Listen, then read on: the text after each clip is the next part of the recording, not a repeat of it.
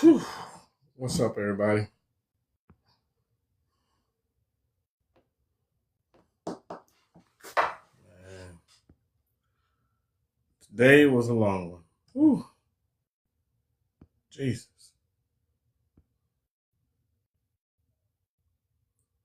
Gwen. Hey, love. What's good? Spicy Pringle. What's going on?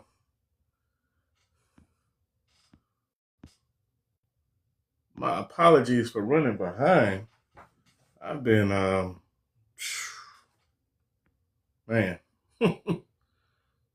Oh, yeah. Oh, man. Good evening. How are you? I'm good. How are you? Whew. Tired. How? Oh, what you sipping on? Cranberry juice? Cranberry and vodka. Oh, dang, you grown tonight. Yeah, I'm grown tonight, man. I'm been over this stove over here cooking some beef stir fry, and that's why I'm running a little behind. I was trying to finish that up. So, There's Keita. let's see what's at. Who else is out there in the universe? Let's see. We got Rachel Love out here, Spicy Pringle, Hi, Spicy. Peachy gonna drop in a little later. Let's see. Missed you last night, man. We had one last night. I tell you. Y'all did? What was the topic? Um, Give me the highlights. Uh, the highlights was basically grieving a relationship that you're grieving a relationship when the person's still alive. Oh, still alive or still in love?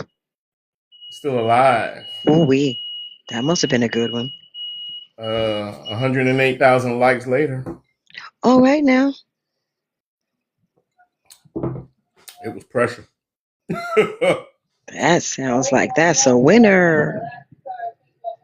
Oh man, everybody was dropping so much value last night. Yeah, it was wild. And I mean, everybody came through, man. It was a lot. It was a lot. It was a lot last night. Oh, I'm sad I missed it. That's all right. I posted on my YouTube, so definitely go into my YouTube and catch it over there. I think I'll do that. How's that quota going? Huh? How's that quota going, or is that the reason for the drink? Oh no. The quota is actually pretty good. See? I mean, we might be around about 30 now. Okay. See? Yeah. I have some of my employees came through. So There like you Rachel go. said, hey, Rachel Love said last night was amazing. That was her first time in, and she's back. So Wow. like that. So make sure everybody, while we getting ready for everybody to come in, grab that daily heart me, like, share. Let's get it out there to the masses, and we're gonna have some fun in a minute. This topic is made for the lighthearted. What's for dinner tonight? You said stir fry. Yeah, man. So I was over here cooking, and so I just was steaming the broccoli. Let me see right here. I threw the broccoli in a little bit later, but I was steaming everything. So I'll show you what I got in here. Everything's fresh. I don't, you know, with some noodles. Nice. Yeah. Somebody must think you got some skills. Oh, I got them. They there. Looks tasty. Oh yeah. I try to do a little something every now and then. Every now and then I get in the kitchen and do my thing. Let me straighten this back. Impressive. Oh yeah. Um, Impressive. But yeah, it's cool. Good stuff. Let's see what we got here. Analytics matter.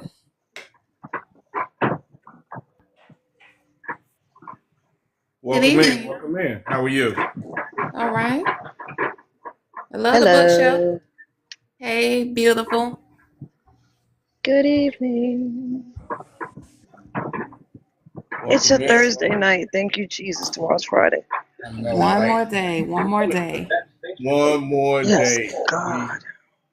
We gonna be there, man. We all gonna be there. So just letting a few more folks roll in. We got a good little topic tonight. Analytics matter. This is your first time joining us. Thank you. Yes, yes. Happy to be here. We got a good topic for tonight. The topic for tonight is, let me move this here right quick.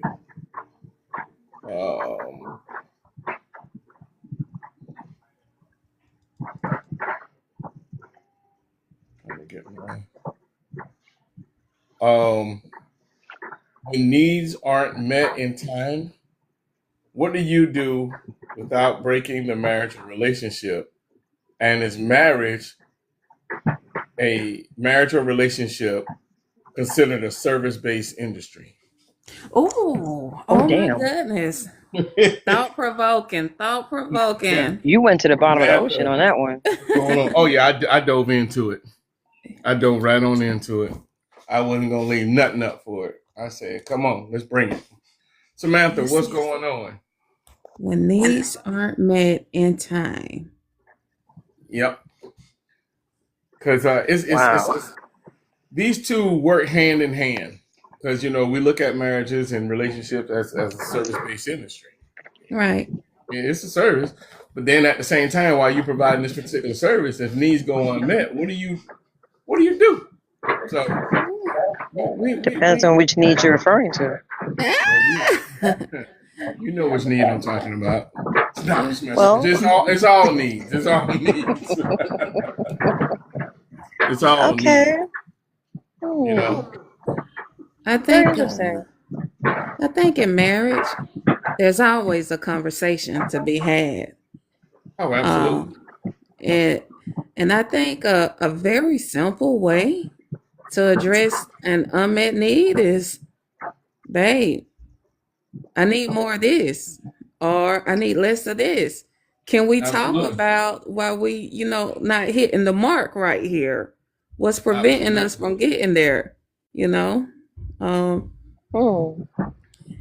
yeah, Everything's a conversation.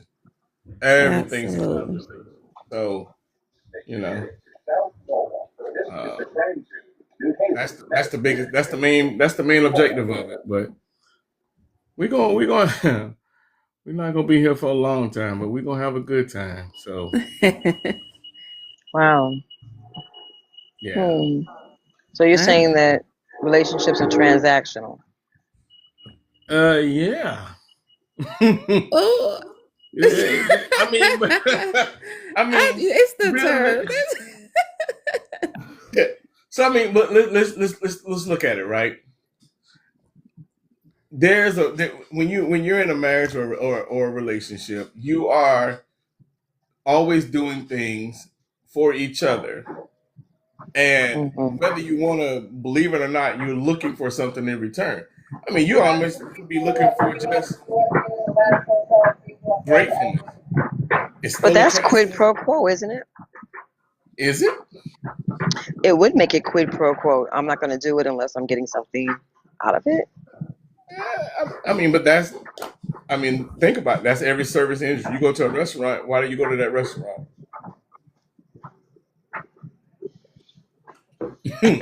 See, I'm trying to keep it clean because they serve a good piece of meat. Free to be. What's going on, love? I tried to be nice. Well, look, but for real though, right? We go places. We expect a certain level of service when we go someplace, right? Why we will hope to get a certain level. a service. And when if we don't get it, what do we do? But your home is not looking for service. I mean, it's a partnership, and you have to think of it like that. If we're talking about physical relations and one not being able to satisfy one's physical relations, what happens if, God forbid, you're unable to do that act? You know, accidents happen, nature happens, life happens. Life Are you going to happens, walk out? Are absolutely. you going to walk out on your partner because they I think can't it's I do think that? it's a conversation. I think it's a conversation. I think it's something you go and you say, "Hey, XYZ is going on. Let's talk about it. Let's figure out what we can do." But let's put it like this, right? I'm gonna go to the first part of it when needs are not met. So when needs are not met, let's see where we at. Let me go back to my notes. Okay. So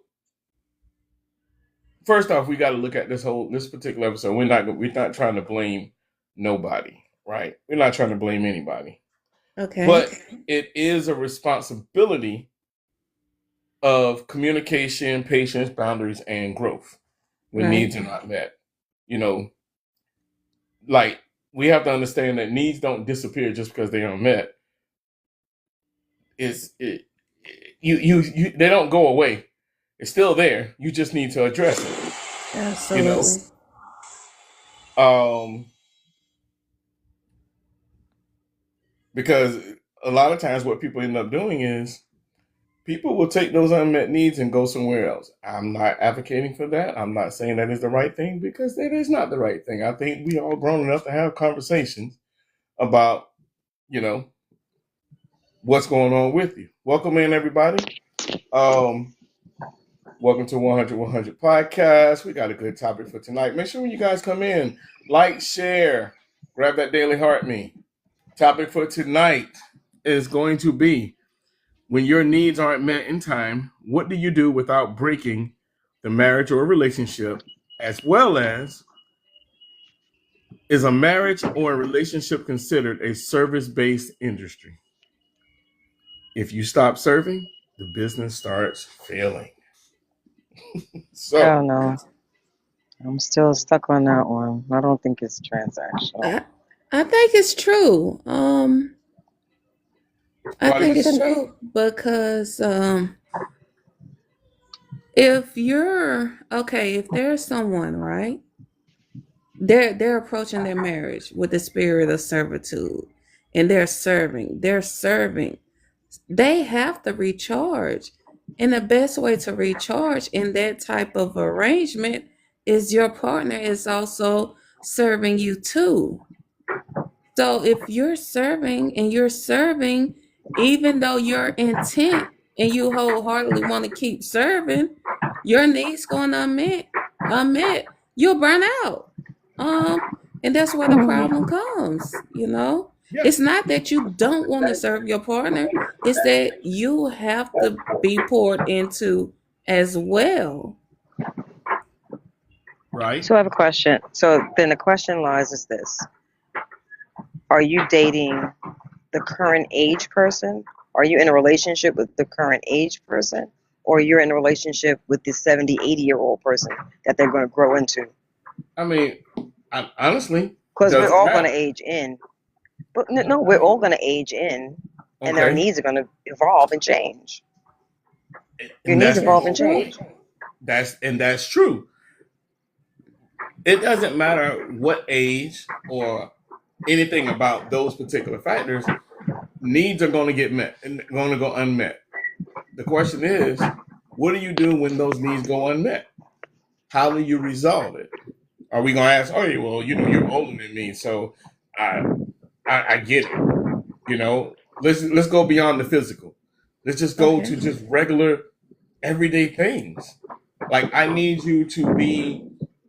you to, let's say you're in a relationship, you're solid with yourself, they're solid with themselves, but every now and then you want an affirmation put onto you.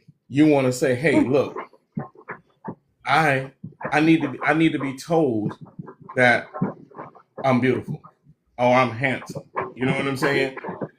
That's a need that you're asking for. If you don't get that, but then as soon as the next person tells you that, how does that make you feel? Ooh, Mm. somebody feeding you were in an area that you were starting to starve. Mm-hmm. That's what an unmet need is. Or like Frida B said, reciprocity. I ain't fooling with you tonight. She did that intentionally because she know I'd be struggling with that word. But yeah, I mean, you want this person to essentially stroke your ego. That's a need that we most need. Most of us tend to need in a relationship. We have to know we are. It's like a little sense of validation without having to be completely validated. You know Right. what I mean? Um, So you think discussing one's love languages are essential up front? Absolutely. Absolutely. That way a Yes. person knows what's expected of them to Yeah. make you happy or Absolutely. comfortable. Yeah. I mean, because you got to think about it. I don't want to sit here and try to hint nothing or talking to somebody about their needs is not trying to hint things. You're going to be flat out tell you, hey, look, this is what I'm looking for. This is what I need. You know, this is what's important to me. I mean, you got to do those things. Right. You know, Mm. because you got to think about how does me not doing this particular thing that I said that I would do, that's a part of something that they said that they would need, how does that impact them, as well as how is it going to impact how they respond to you and how they respond within the relationship. Right. Mm.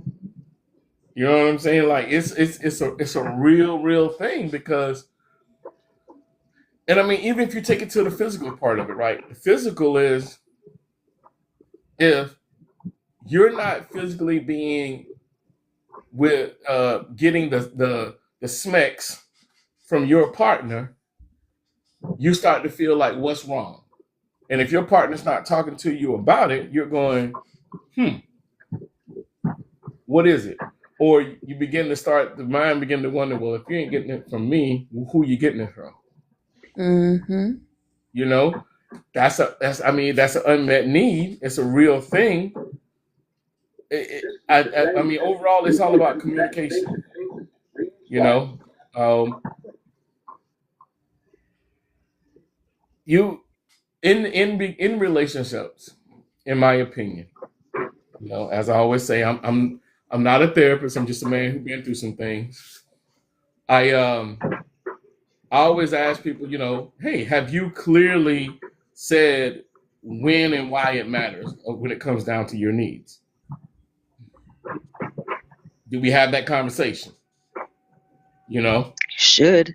you should. Operative words. Should. Operative Should. words should. But do If we you want a always? healthy relationship, you should. Absolutely.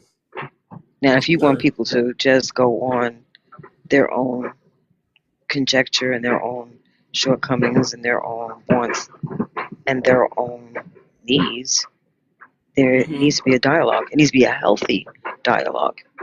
You know, Oh, absolutely. Absolutely. I Um, it really needs to be agree. a healthy I dialogue. agree. yeah. Yeah. But people are scared to Um, talk. People are really scared to talk and communicate. people are You scared to know, talk. they put demands on it. Well, if I don't get this, then I'm not going to do that. If I get And that, they're then I'm not afraid going of to do rejection. this. Right. But in a Yeah. healthy relationship, you don't get rejection. No. You get compromise. You know, And you because it's get not always going to solutions. be, and you get solutions because it's not always going Hmm. to be your way. It's not always going to be their Right. way. But there has to be a Right. middle ground that both of you can stand on and be comfortable. Absolutely. And another big part is during this process of when you're communicating, you can't like you you got to make sure that you don't have an emotional shutdown when you're trying to communicate certain things. Because if you shut down emotionally, that's not going to be beneficial for neither parties involved, right? Because now you're done shut down. You're not willing to tell the other person something that they may or may not have know about your particular needs. You know, I leave it wide open for that. And you have to communicate, hey, this is important for me and why. You know what I'm saying? I think it's a whole lot. It's a whole lot to unpack with this because this is a rabbit hole, and I'm trying to see how far we're gonna go down it. Okay, absolutely. I I'm think trying.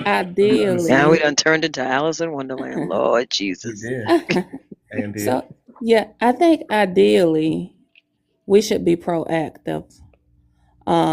We should definitely be proactive with what our needs are. Now, there are those occurrences where we didn't realize something was a need, but in those moments where there are unmet needs, that increases the possibility of problem behaviors. Like Marlon said, somebody might go looking for elsewhere, or and Gwen said that somebody might start threatening the people. So in those moments, it's definitely not to be overly reactive, but just realize that whenever these problem behaviors arise, that okay, that is a big factor, a big clue that there's an unmet need somewhere. Big factor. And that's Sometimes when people you don't know need to what. call the town hall meeting.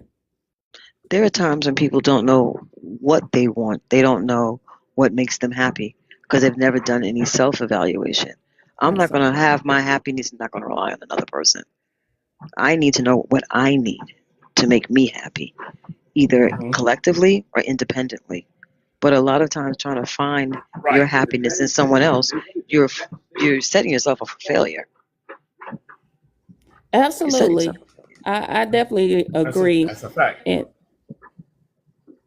yeah. And in those moments, Gwen, where those people, we're just assuming that they are already in a relationship and just assuming that the scenario is they don't know what their needs, they can't articulate it. The best thing that partner can do, sit back and observe what's getting most of this person's energy, what do they do more frequently, and that will kind of become a compass of what makes that person happy, or what's that person most preferred activities, or groups, or what have you. People need to also know Hmm. what their triggers are. Got to know what your triggers Oh, are. that part. Yeah. Yes. Yeah. Because if you don't know what your Yeah. triggers are, someone can set you off and you could go all the way left and then can't get right. Mm-hmm. So Absolutely. you gotta do you gotta do the hard work in learning who you Right. are. You gotta do the Introspection hard is work. important. I agree. Because a half of me can never make a whole relationship.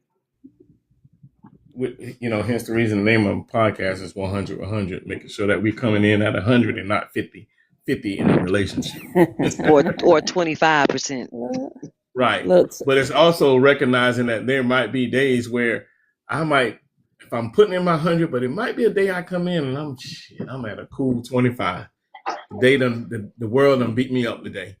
right. You know, You're we got allowed to that. have a bad day, You're allowed to have a bad Everybody day. is. But you can't rely on Absolutely. your partner to give you that other 75. That's not No. fair. Because Well, they may it's be on not 25 that relying. day too. It's not relying. Um, but it's them, you recognizing that your partner had a day and saying, "Hey, I know that you done had a day, and it's not, and don't know how your day was, but if your day was okay, then they say you got to understand that they're not going to be at a capacity to do certain things because they have had a day. So this is where you say, okay, let me give them some grace today because they right. communicated with me that they are having a day. They're having a day, Right. right? Right. Um, And sometimes days be daying. oh, they day the hell out you sometimes. Sometimes days the hell at you sometimes. So and I've been there. You know what I mean? Um, the other part I'm gonna say is so number 3, when we're thinking about needs being met, is the delay a willful delay, or is it circumstantial? And there's a difference. It all All depends. right. There's a difference. Here's the difference. You have a won't versus can't. Okay. Some people won't meet your delays, and some people saying, to your point of, they're to your point of, what if it's something that's medically or something like that, and they can't? It's still a question. Right. Uh-oh, Tiny's on the line. Can't. What's up, Yeah, I little see, bit? Richard. I seen your request. We're gonna. I got a certain number of people that's gonna be coming up today, Richard. Hey, big So guy. What's up, little bit? Thank you so much for the roses, you guys. I yeah, no think if doubt. it's a Amen. can't issue, I think that you two should be able to put your heads together and come up with some ideas to, to kind of get more functional, or come up with some ideas that will, best serve each other. Um, Absolutely. and that could be something as simple as learning something. Maybe we need to hire some type of instructor. Maybe we need to go to some type of counseling, or get a book, or take some kind of class. There's ways to, help the can't, meet the mark, but the won't, that's intentional, like Very intentional. right. Very, Yes. very intentional.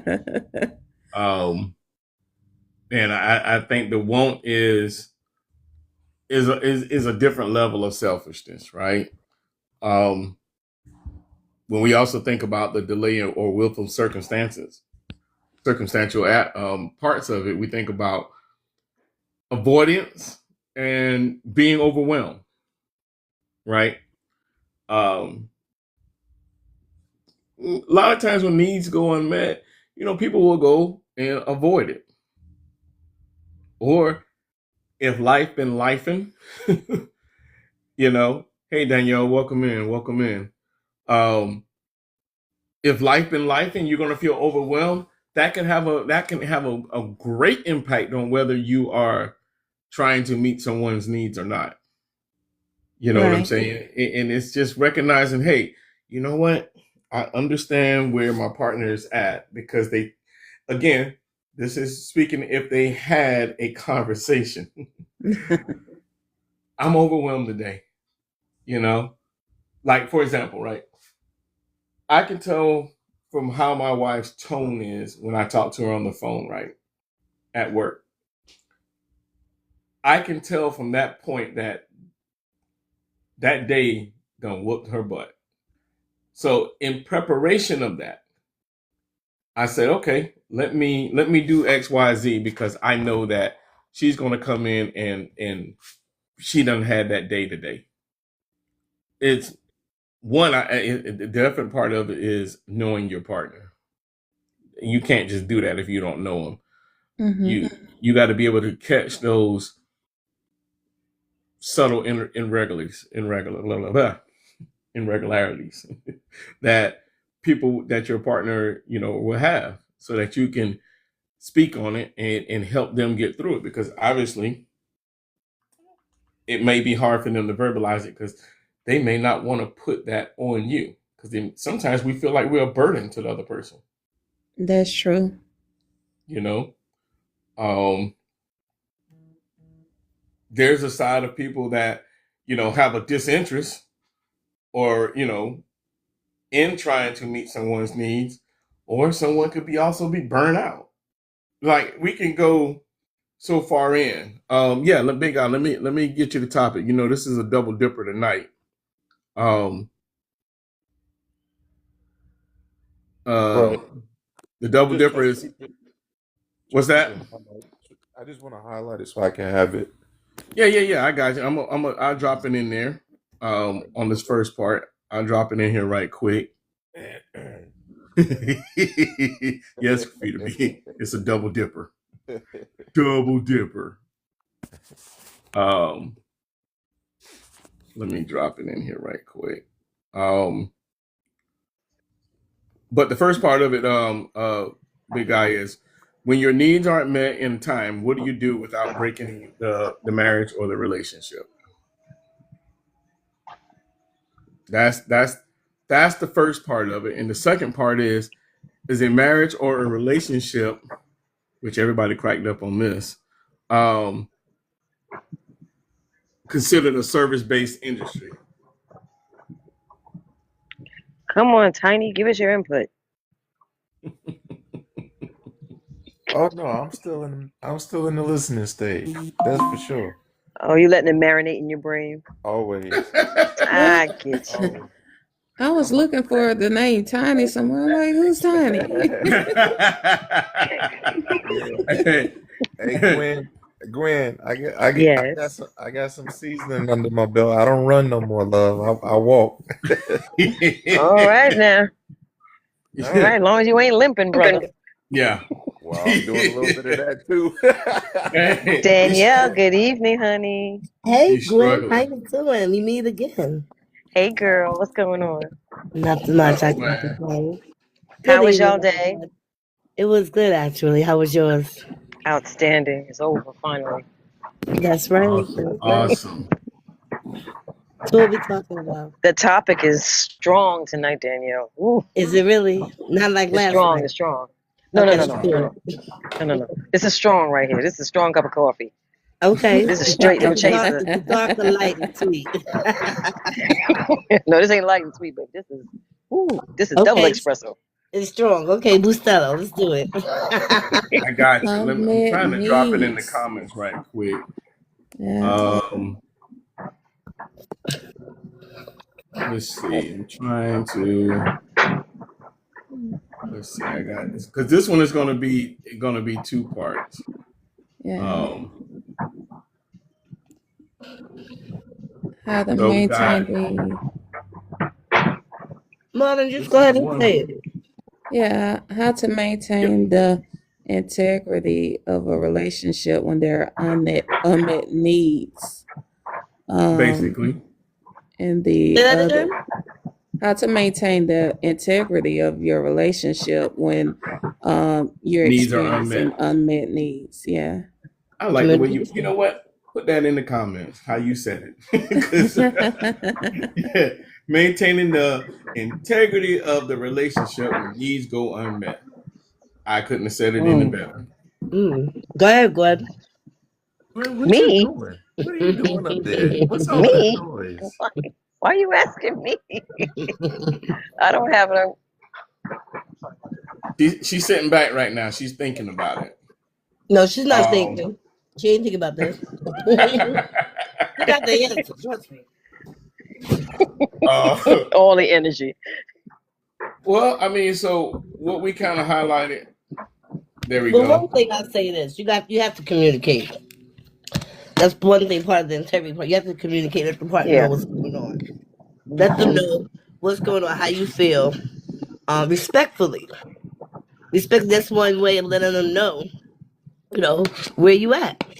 Now, the other part of that is that they have to respect it. And why I say that, because you being honest, open, and mindful, talking to them. The integrity part, you're telling them. Like I said, you're telling them. And you're being honest about it. You're not going outside of the relationship. Now, if the needs aren't met, then it's not you, it's them. Because they're not trying to come forth And and make sure help the you. needs are, and the Well, needs have to be reasonable. They Right. got to be reasonable. There's something that I know my partner can achieve. If we're going to set goals, goals Right. should always be measurable, right? Mhm. And they should be achievable. Smart. Hmm. You Smart, gave me you gave me the formula. girl, you Smart. smart. It's the formula. In social work, it's the formula for New York. Mhm. It's got to be, yes, it's got to be measurable and it has to be achievable.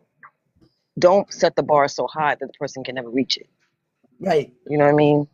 And then Because try to now show you're going to something compromise the competitive. integrity of the relationship because Right. you're making me do things to achieve this goal that normally we can't do.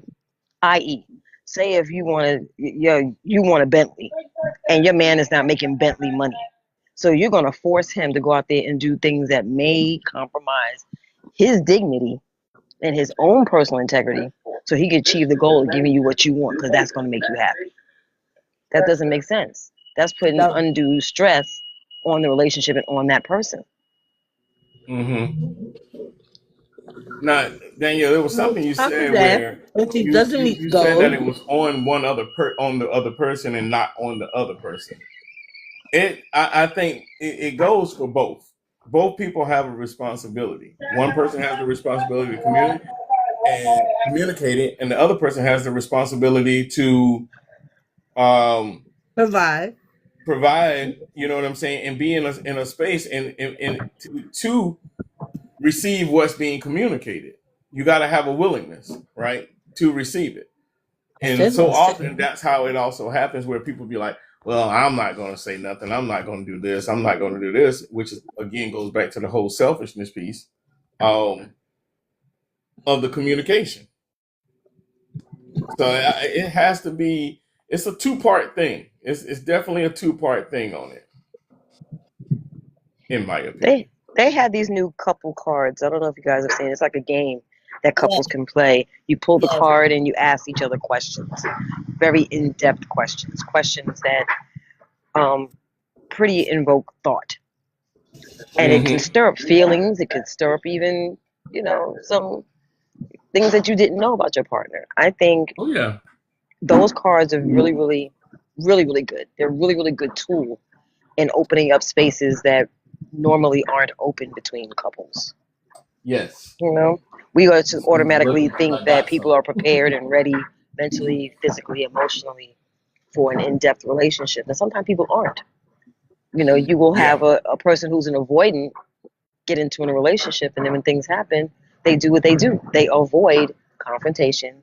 They avoid stress. They avoid the hard questions. right. And then Yeah. they want to blame you. Right. Yeah, and then they Play the blame you. blame Yeah, game. yeah. Yeah. They want to blame you, And and there's then no when you room for can't do it blame in a against them. relationship because a relationship will either sink or swim because of both of us. Because of both of us. Absolutely. Mm-hmm. You Because know, it's two people involved all day it's two long. people involved, so the weight can't be on just one person.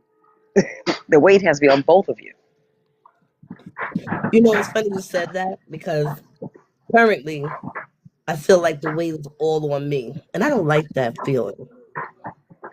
I only like the man to lead, but if I feel I got to lead every time because of your immaturity that you can't communicate because you think I'm being too intellectual, that's a problem. I just need you to Mhm. respond. I don't care how you respond. I don't care how you respond. Give me a minute, Gwen. I don't care how you respond, but respond. You may say something that I may need to know. I'm like you said, you got to get to know the person. And you talk about those cards. I got those cards, Gwen. Girl, I love you. We always think alike. I got those cards. And I played that game with someone, and they didn't want to play it no more. Not too They didn't. real, huh? It got too It real. gets real. Those It, questions are it, it real. Hmm. gets really real. It gets really real. But I like the game because it makes you think. Not only about your One partner, but about yourself. You get to one of learn the things about questions, yourself. one of the really good questions in one of those cards is, how do I love you the way that your parents loved you? Right. How can I love you the way that your parents? How did your parents love you? I don't even know the game that y'all are talking about, but It's Oh, just like there's it's like like it kind of it's like sounds like relationship cards. questions that are coming up that are beating on that big A word, Marlon. Accountability. Absolutely. It's all about yeah. accountability. That's really what the game is. It's all about accountability and accountability and honesty. So a little bit, I'll send you some of those. Medium-sized guy. I'll send you some of the That information. medium size, that medium sized guy.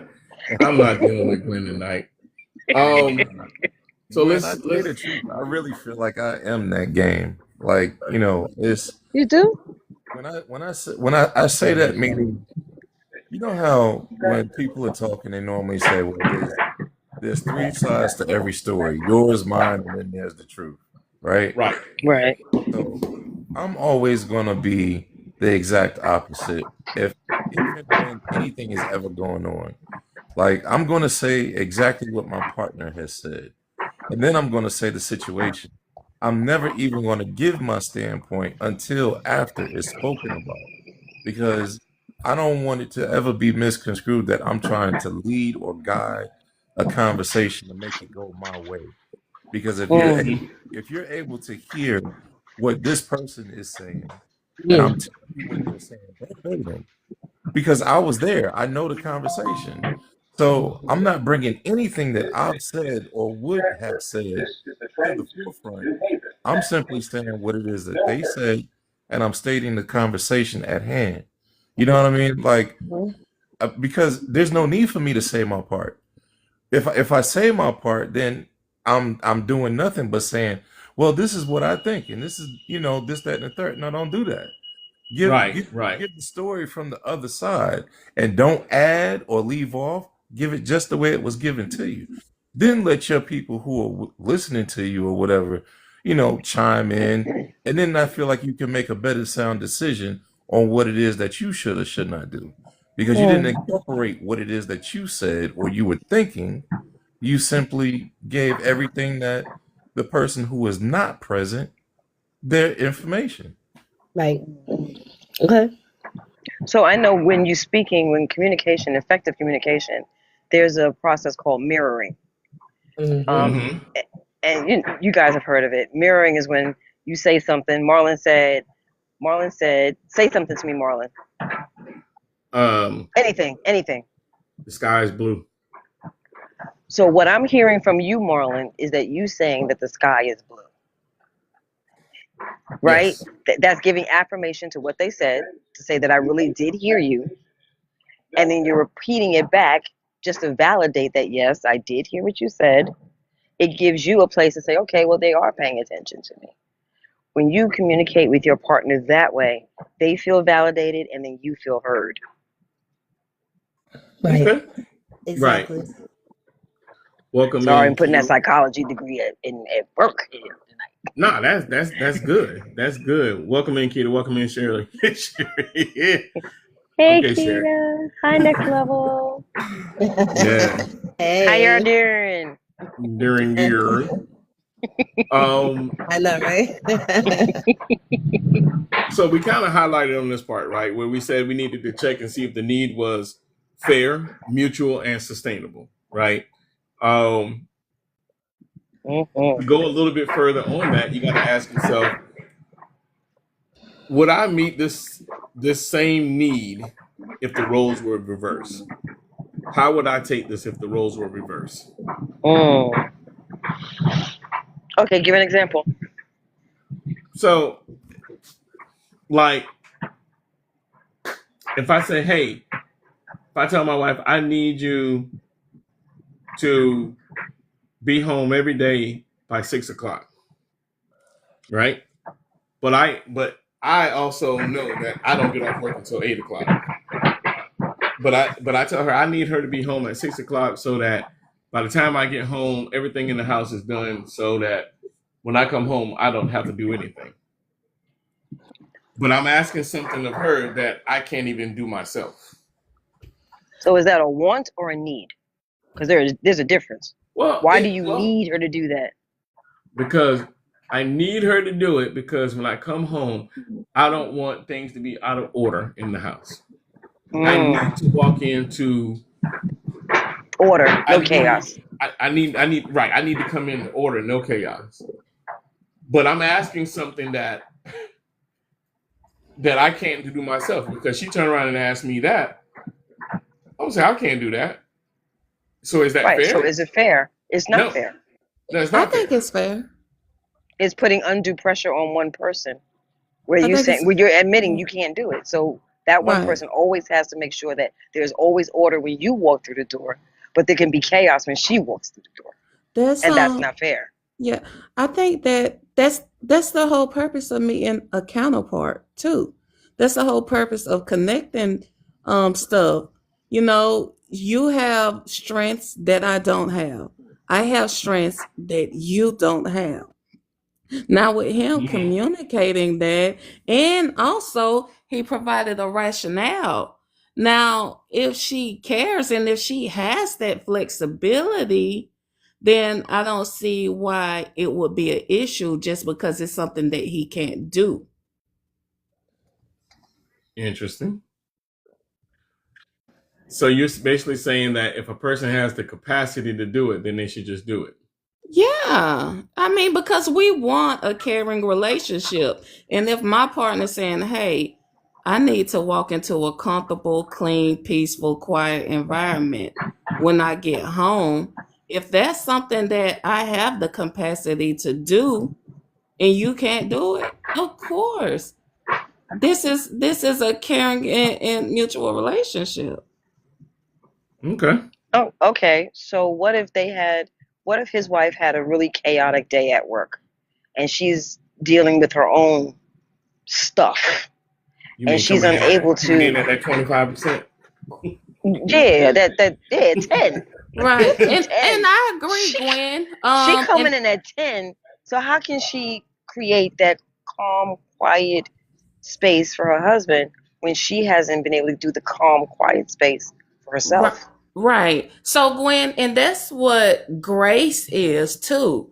I can give you grace in that situation. Now, it's a different if this is a, every once in a while thing where you can't meet that need for me. But if you are frequently, if you're frequently and consistently, missing the mark of meeting this need for me, then I think that's where the issue for it comes in at. But if we're in a loving relationship and she can't provide that safe, comfortable, peaceful environment because she had a bad day, then that's where grace covers that.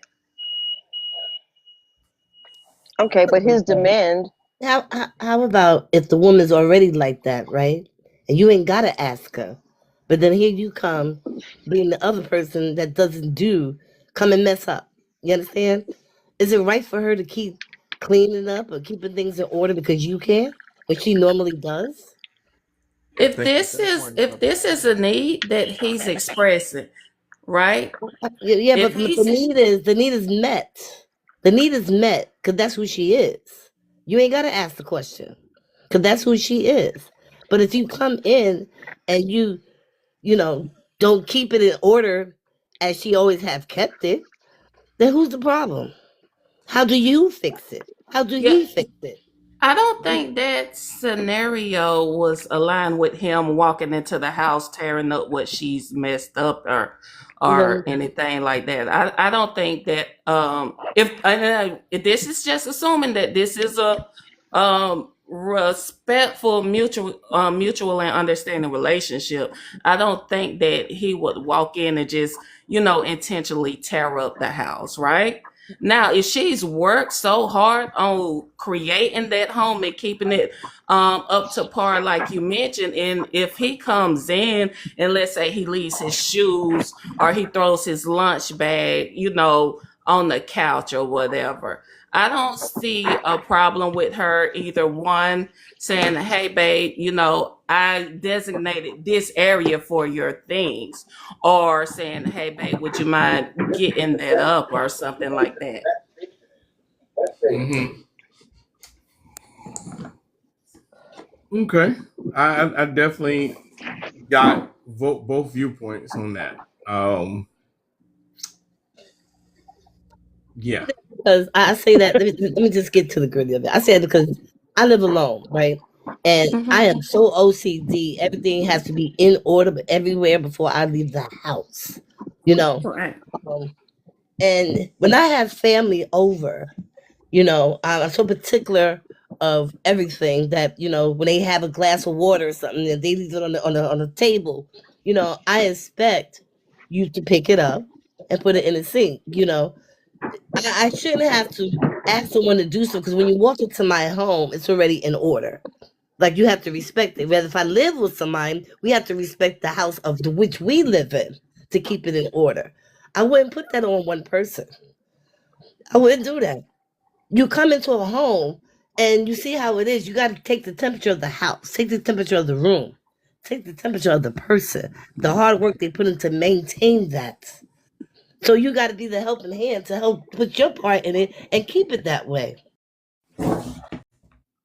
No one would never have to ask me to put anything in order before they get home because you don't want to come home because it would already be like that before you even leave the house.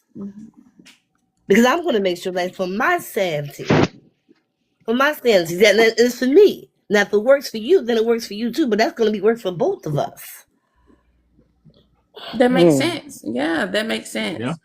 I think not it putting just sounds. unreasonable demands on people is extremely important as well. That's That true part. too. Yeah. Don't put Absolutely. unreasonable demands on someone. Right. Give Not them just not just space. not just unreasonable demands, but demands. Period. I mean, you know what I mean? Like, don't demand anything from. Now, this is coming from a male's perspective. Don't Okay. demand anything from me. Right. Ask me. Talk to me. Right. Tell me what it is that you need.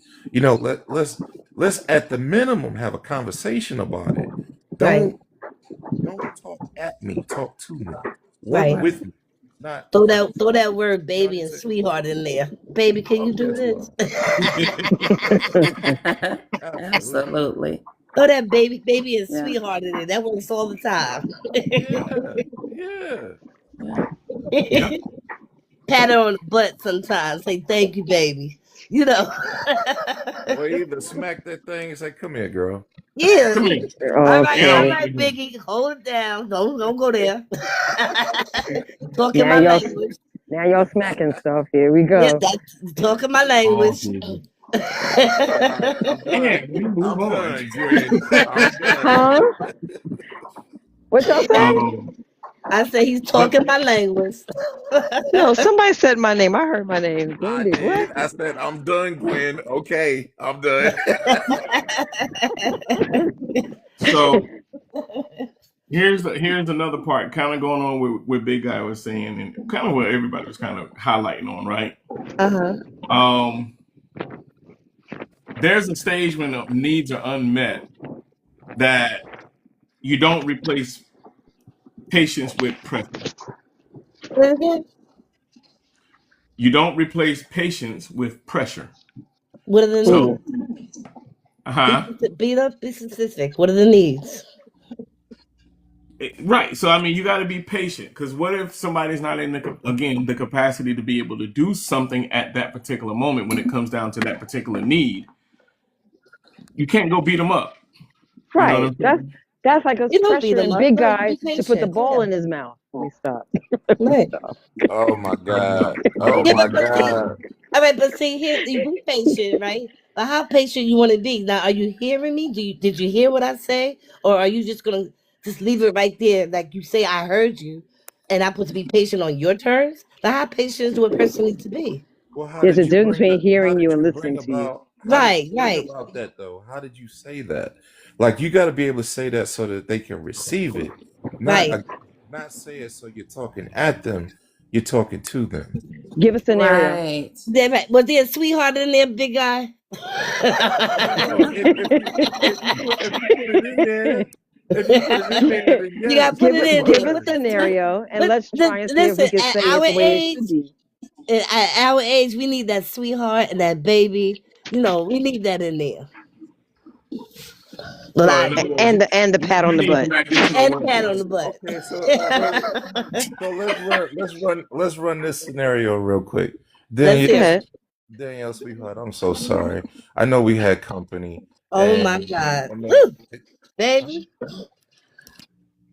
huh? Danielle, you better let that man speak. I didn't say a word. I didn't say a word. Go ahead, baby. Ooh, There it is. I said it. Well, if that's the case, Argument's then over. it's over. I'm good. Argument's over. That's that. I'm good. That's all it took. Yeah, and That's that's it. it. That's it. That's it. Just have the conversation wrapped in a towel. Drop That's the Yeah. it. towel. Oh no. Argument's over. Okay. Look Gwen, at Marlon. Look at come on. Marlon's Let's face. reel this thing back in.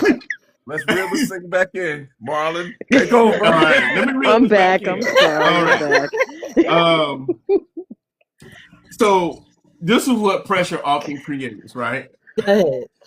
Pressure often creates resistance, Right. defensiveness, Mm. Wow. and emotional withdrawal. Absolutely. Right. Absolutely.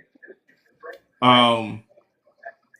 Again, and you're gonna keep hearing me say it. It keeps everything goes back to a conversation.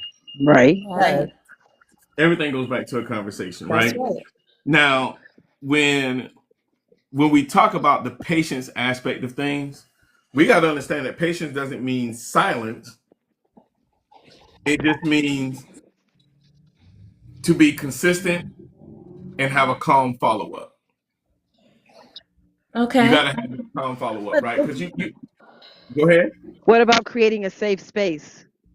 That's what patience leads to. Patience Mm-hmm. creates allows you the time to create the safe space because you may need to have some patience at that time because you know I am not in a position to create a safe space for them to say anything. So I need patience to be able to Absolutely. create that.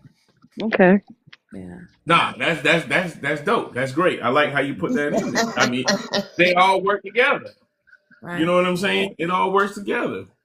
Um, can I ask a question? yeah, go for it. How much patience? Oh, let me answer that one. Wait. Wait a minute, Miss Lady. How much patience? Because women have this thing. We know what patience is. We know how to deliver patience. But how much patience is required?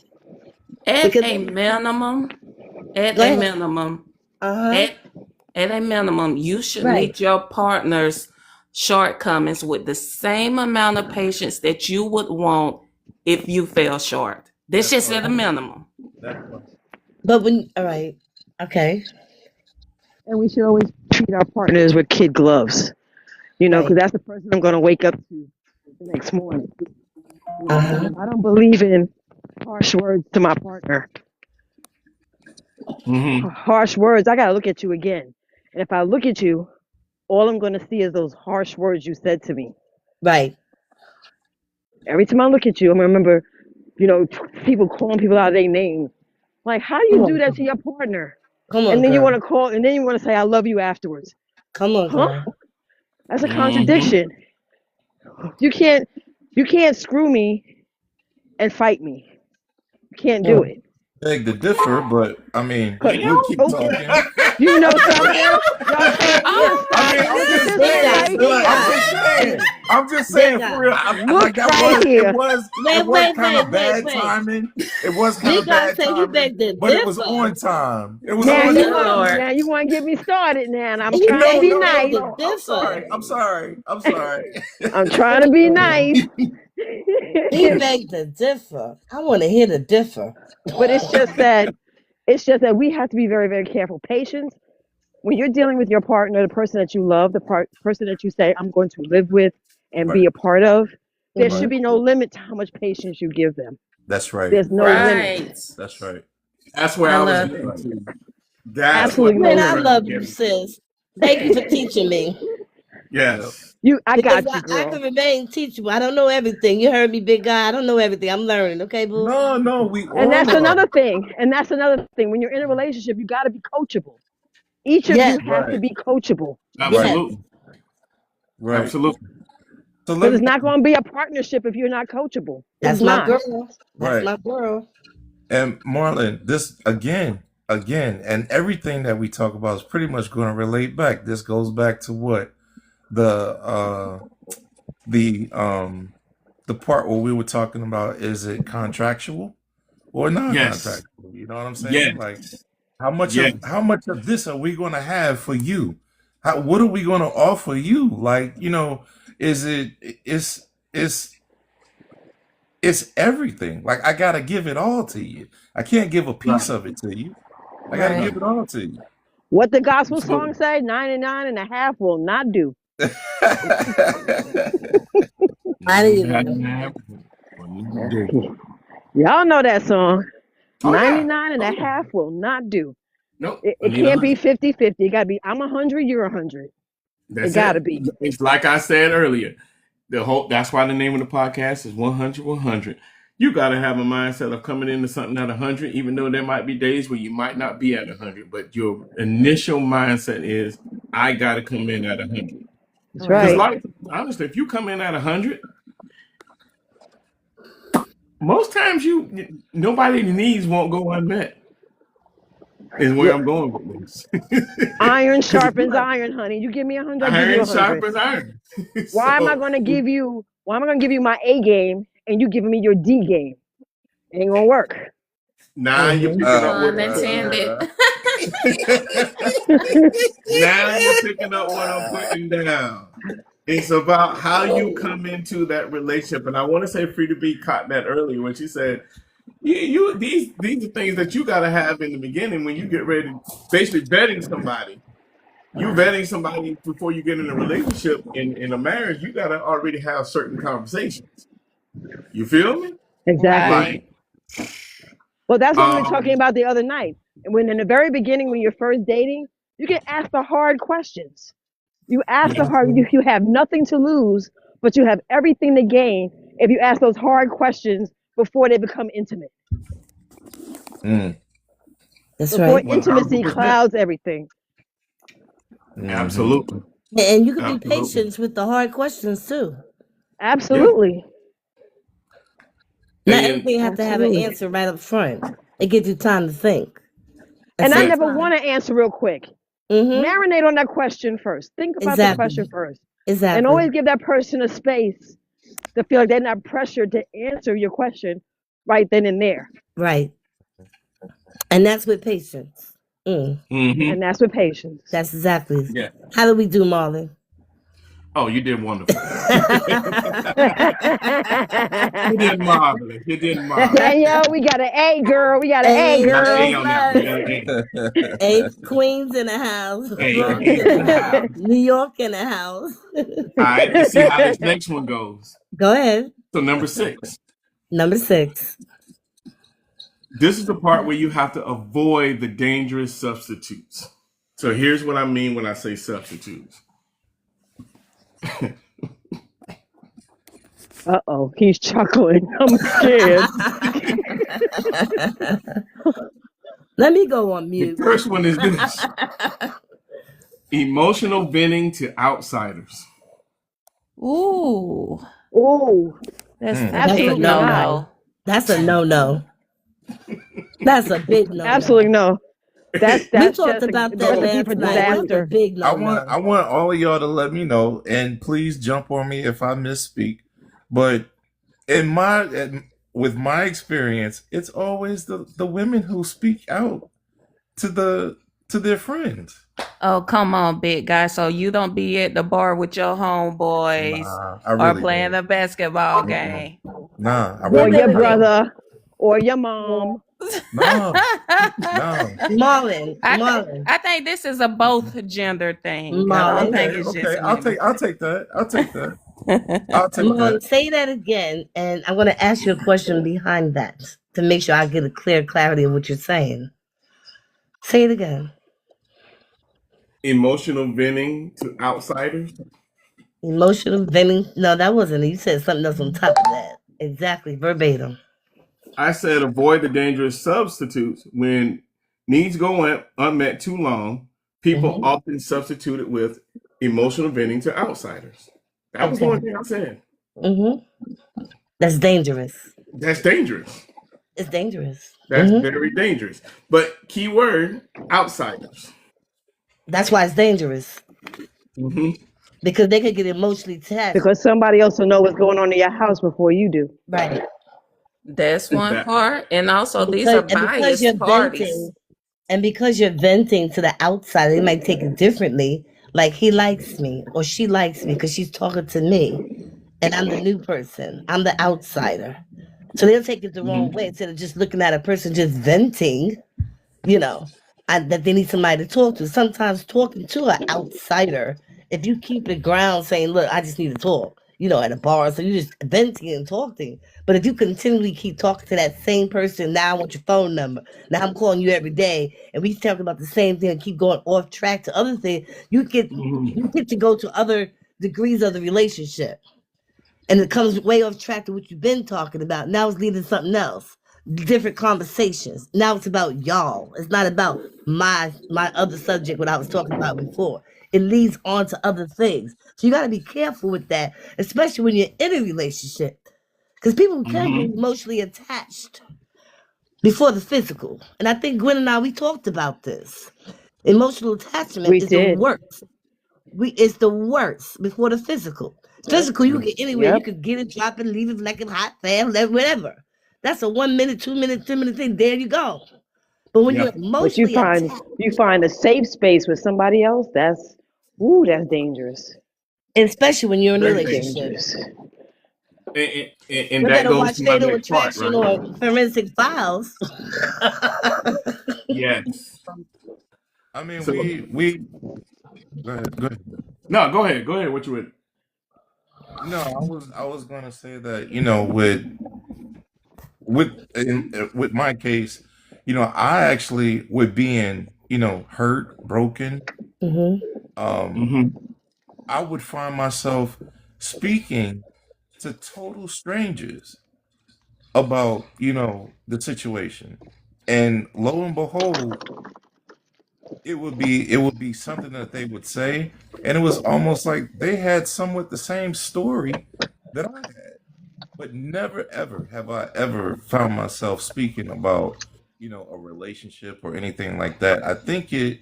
I personally think that it comes from, you know, time spent with the person, how long the relationship had gone on or lasted, and how deep you are into it. I mean, I, in my case, was talking about a 16-year marriage. Hmm. So I don't know if that was a little different or what, but yeah. And also, when you go vent to outsiders, sometimes these are biased parties. So they may be all for the individual, not all for the couple. And also, sometimes these people don't have the wisdom. I'm sorry. Yeah, yeah, my homegirl, cool or whatever, she's always there for me, but she's not going to have the wisdom to help me navigate through this stuff. And that's why I'm big on counseling. I think every couple should sit down and agree on a counselor for their marriage.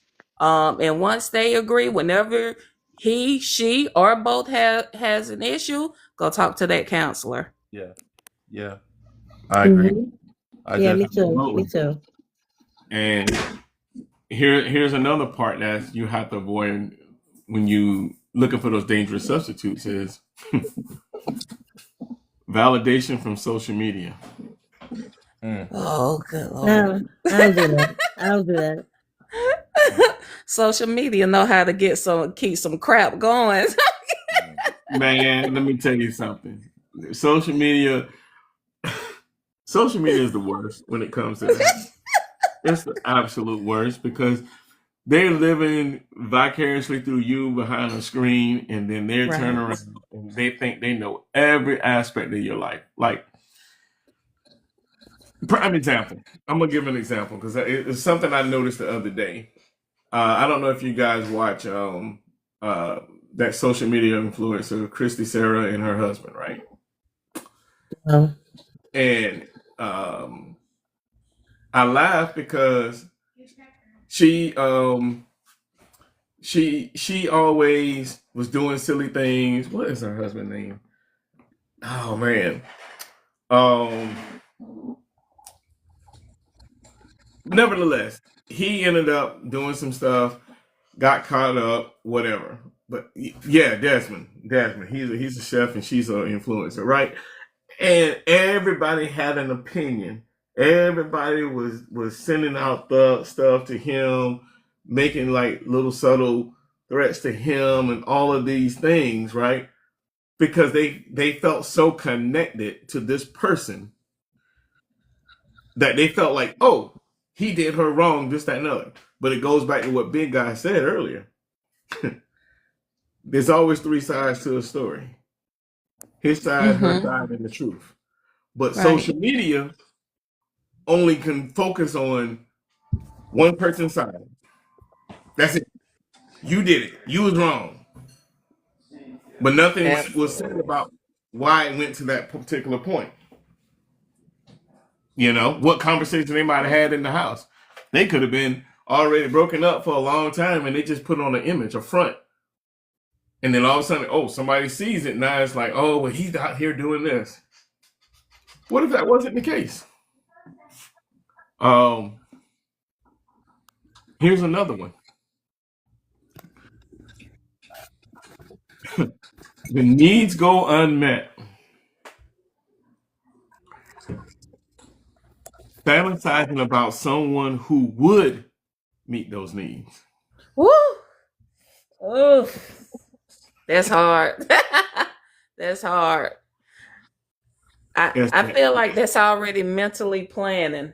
Like, yeah, mentally playing. Oh man, that person there. I know if this happened, yeah, that person right there gonna pick up the slack. They gonna do this, that, and the other.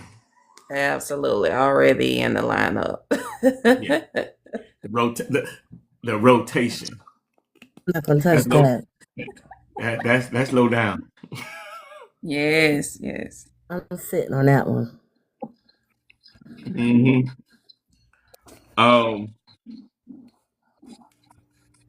Again, I go back to a reminding about needs, that needs don't disappear.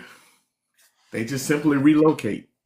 Ooh, That's deep. ooh, Wait a I minute. like that. You Let left me me go on that text one. that I'm right still, I'm now. still Hold back on. here. Say that one more goodness. time. Say Wait, that one Mom. more Let time. me text that to him right now.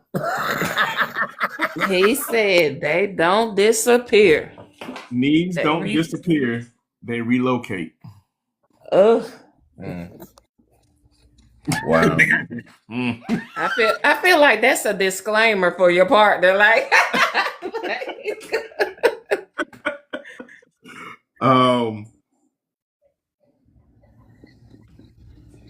So here's a question. We're gonna free to be said, relocate where?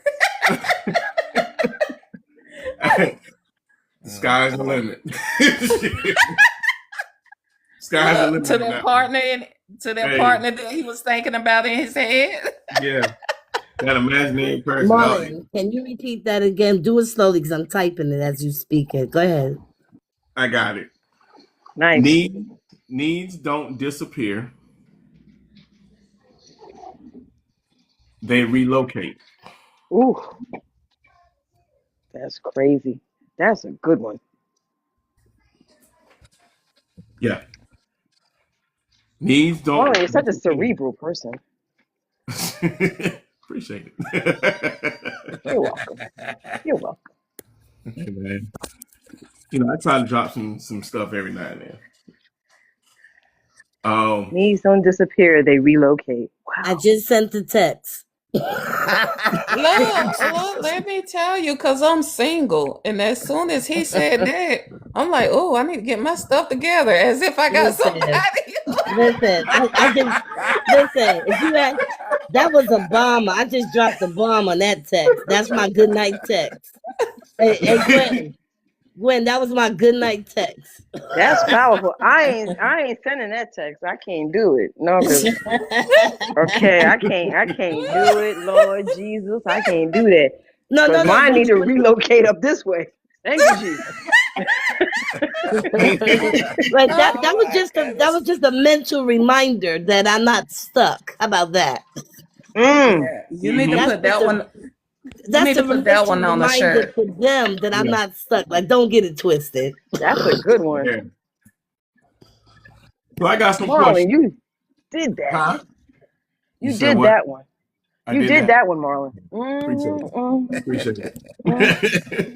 Hey, Marlon got those cards. What cards? I ain't got no cards. I thought you seem like then you can design your own. He got a big card. It's right there. That man, design your own. look People at making that money book off of that collection game. back there. They making money off of this game. I'm telling you. I'm not a therapist. I'm just a man who's been through some things. I see. Okay. That's what the church said. There go the card. Hey. I'm trying to make you a couple million, brother. Hey, let's get it. So, Hey, big baby, want a piece too?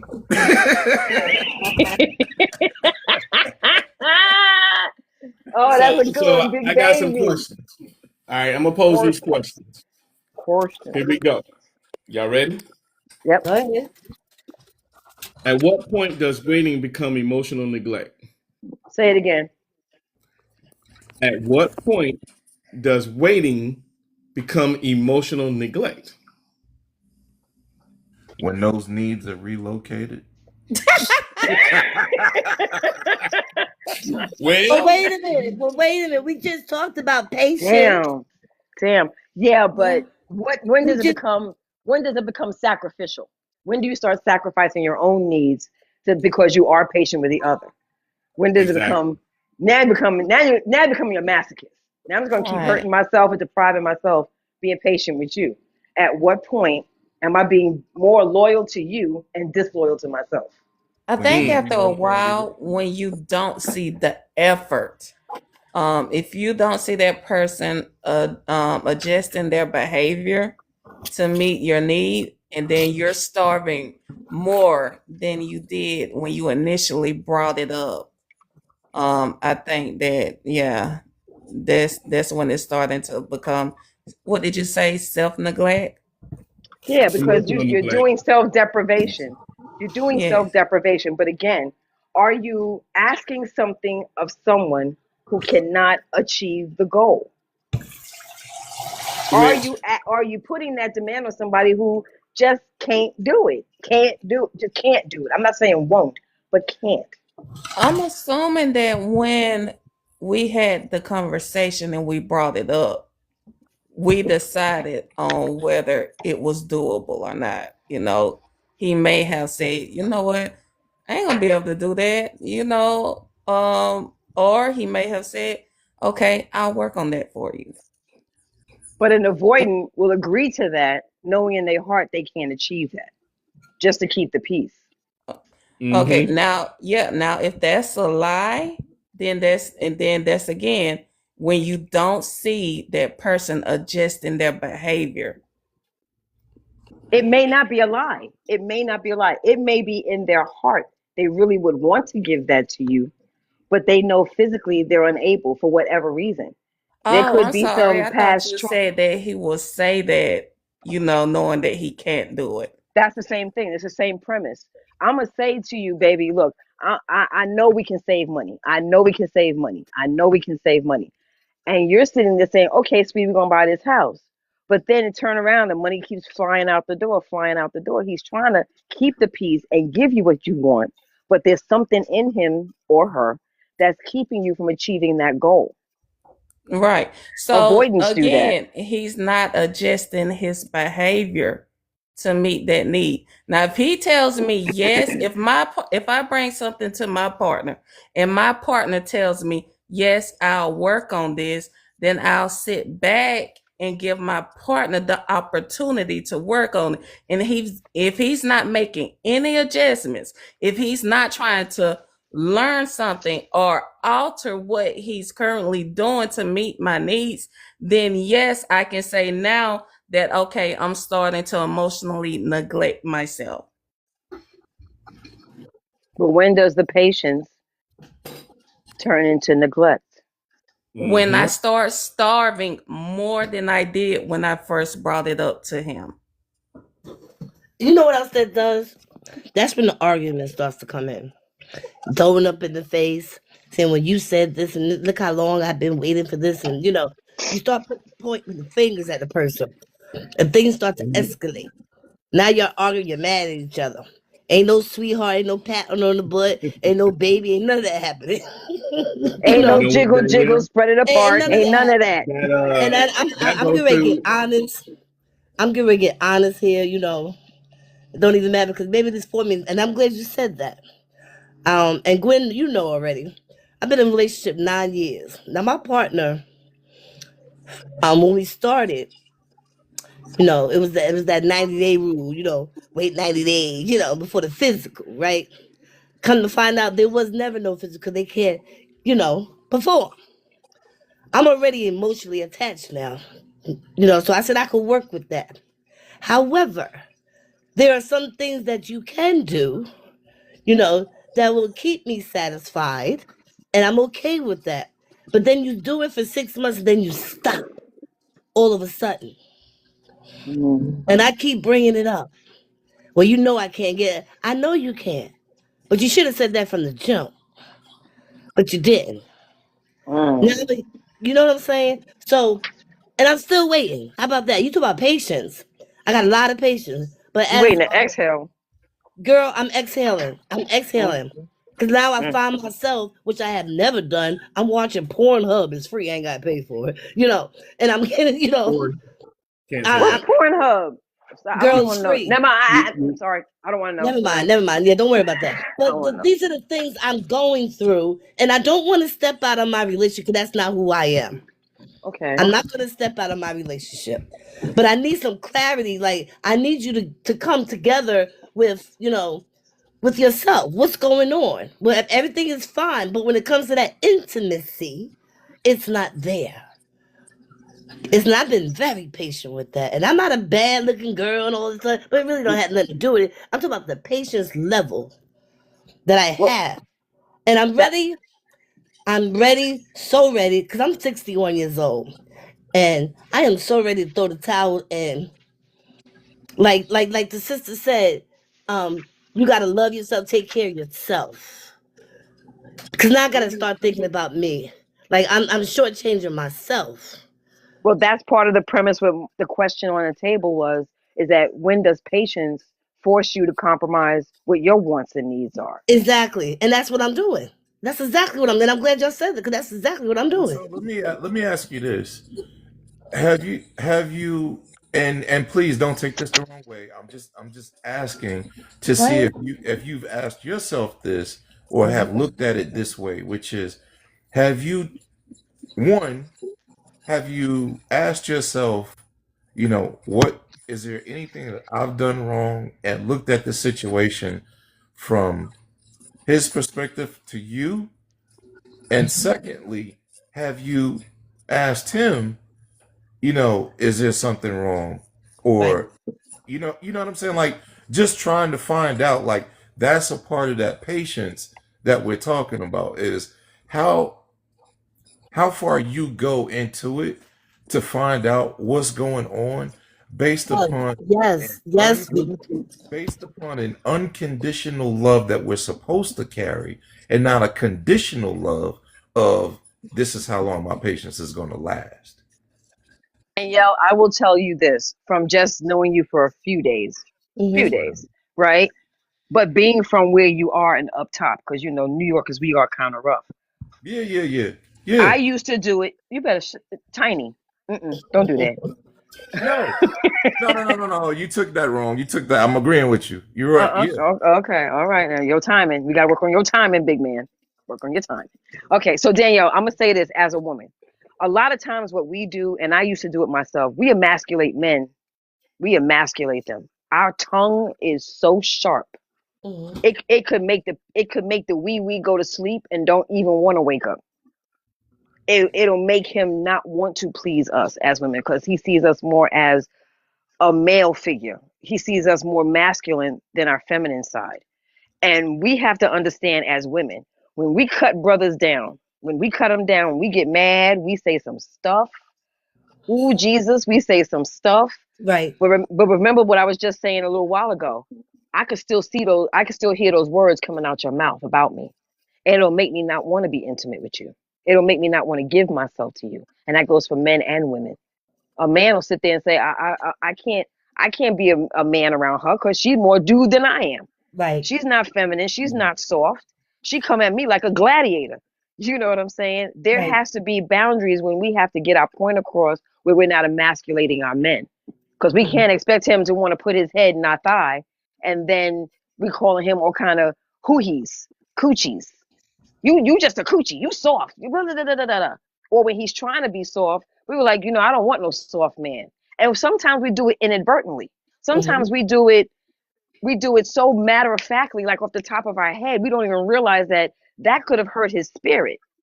That Yeah, could have like hurt what his Miss Green spirit. just did with me. Yo, Wait, wait, Tiny. wait. Can I say something? I'm submissive. Can I say something? Believe it or not, I may sound strong enough, but I'm very submissive. Very submissive. Oh no, I understand that, and I'm the same way. But I'm just saying, sometimes we don't. think about some of the words that we say that may be okay in our head, but it's not okay in his ear. What comes out of my mouth may not be okay in his ear. Right. Because when he processes it, it comes across sharp. We may just think it's a joke or it's light or there's some levity to it. But for him, it might have hurt his spirit.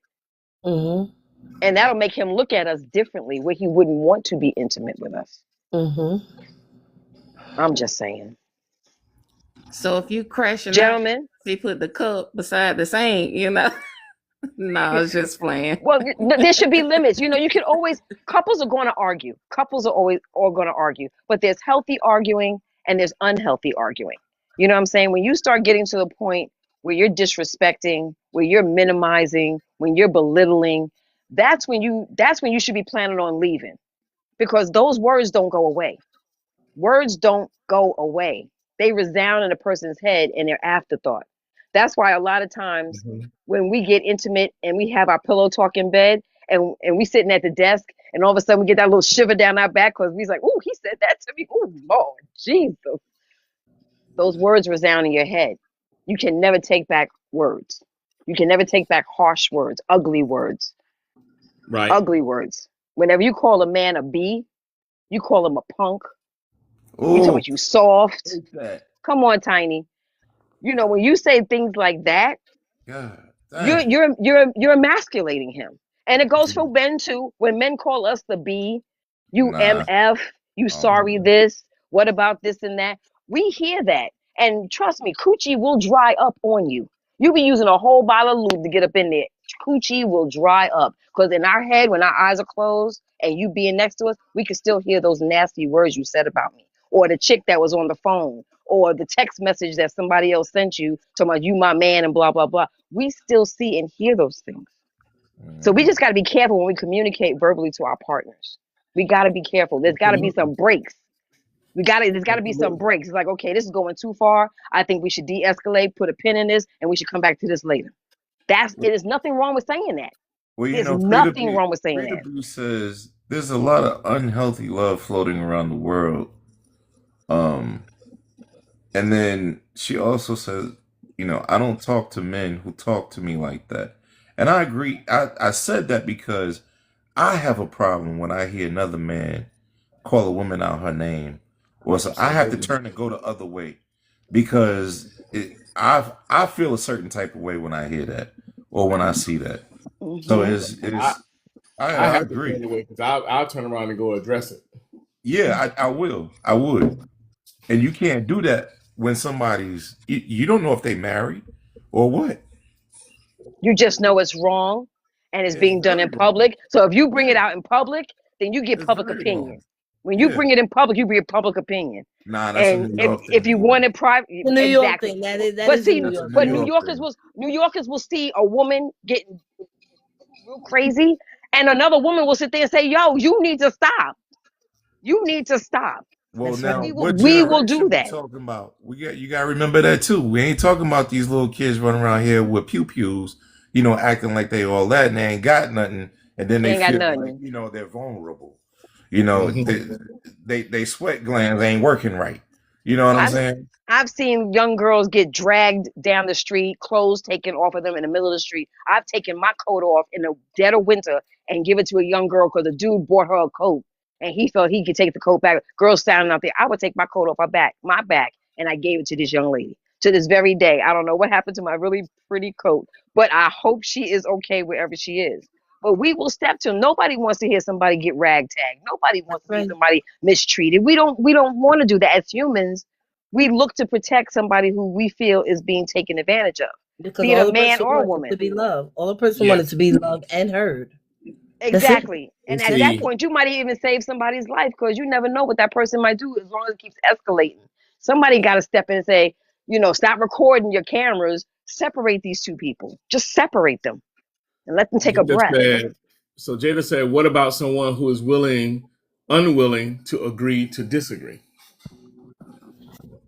Then that person is living in confrontation.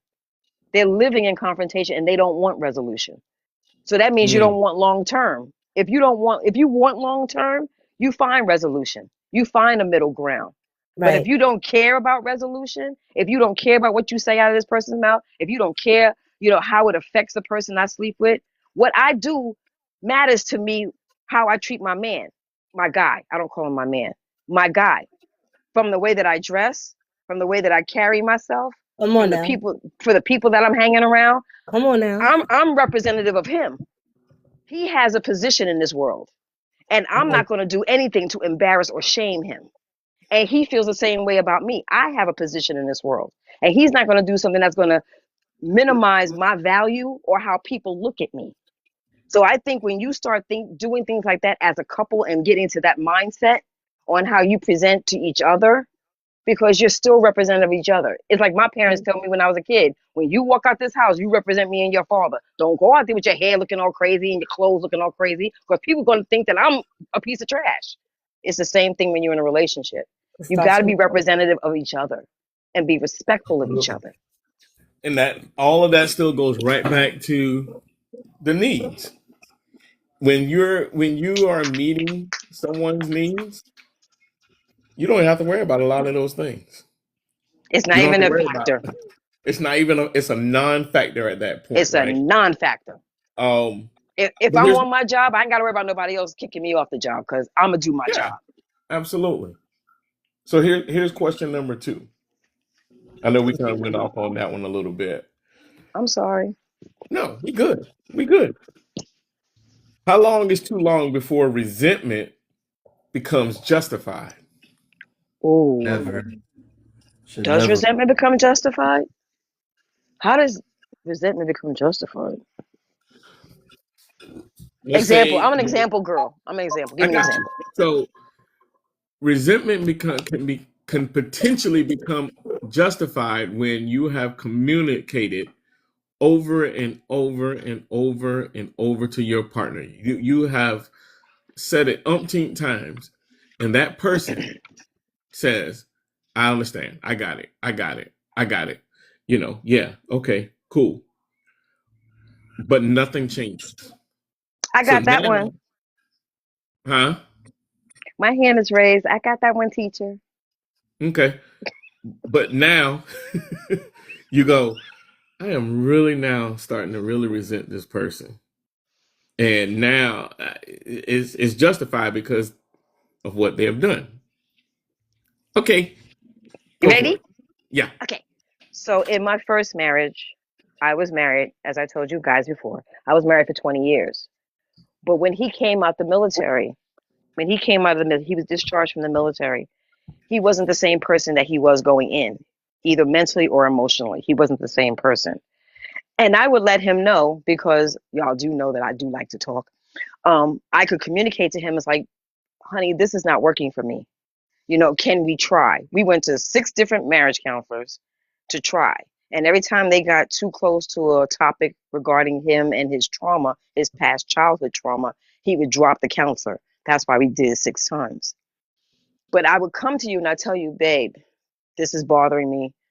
Can we try this? Can we try that instead? Can we not do this? Can we try that? And he would yes me to death, but then go back to it. It would be like the honeymoon period where he would accommodate, but then go back to the same behaviors that made me feel the same way I did in the very beginning. So after a while, it did become resentment, because then it felt like you really just don't care what I'm saying to you. You don't care about how this is making me feel. You're just doing it with a total disregard on how it makes me feel. And then you want to roll over and wonder why I don't want to sleep with you. My Because hand raised. I stopped. You better stop it No, now, no, no, no. I really, it's a brother real bear. question. It's a real What is question it? for Go ahead. real. Go ahead. Go ahead. Go ahead. Like, and again, I'm not accusing you of it. I No, go just want ahead. to It's ask, okay. have you, with you feeling that way at that very moment, did you ever think that, or think to ask yourself, well, is there something wrong? Why he keeps going back to that? Like, did that ever cross your mind? So I'll give you the scenario. I'm going to give you the reason why. One of the Oh, reasons why. The main reason why. He would take. He would have his mail sent to his female friend's house. Right. He had keys to his female friend's house. He could come and go in and out of her house when he wanted to. Mm. She was married. She was married, but she knew more about my marriage than I did. And the more that I found out, because they were having those conversations. So I would say to him when I would find out, honey, you can't do that. That makes me feel like I'm a third party in my own marriage. And I shouldn't feel like a third party in my own marriage. I said, you guys are more married than you and I are, because why is it that she knew about X, Y, and Z? And then I get surprised. So the more I kept saying, honey, you need to stop doing that. Why do you have keys to her house? Why do you have your mail being sent to her house? Why? What are we doing? What are you hiding? Okay. So when I kept saying that over and over again, after a while, it was like, I'm not going to keep having this conversation. I don't need to be married to you. I don't. I don't need to be married to you, because I am not going to be a third party in my own bed. There will be no ghosts over my bed. There won't be. If I can't come home and be in peace and trust you as my husband, not some dude I met on the street. You're my husband. It says, what is it? It's, oh, y'all going to have to forgive me for this one. Forsaking all others. Forsaking all others. You taking our marriage and somebody else's marriage, but I'm quite sure her husband got some feeling about another man walking in and out of his house with keys. And it ain't his, and they're not even related. I was gonna ask that too. I'm about to ask, Related. Yeah, like how How you letting another man, and I would say this to how you letting another man walk in and out of your house that you paid for?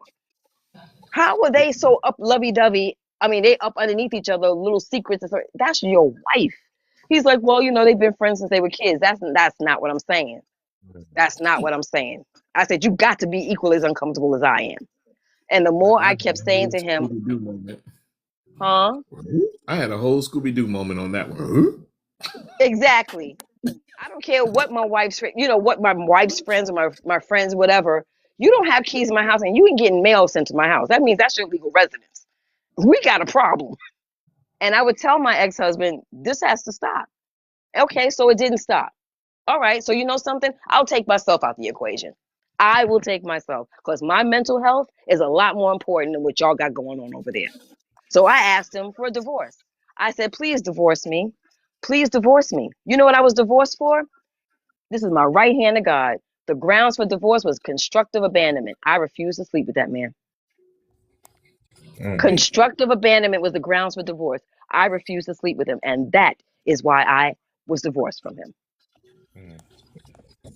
So now, no. It's fine. Because I got 3 beautiful children from the deal. So it's cool. It's fine.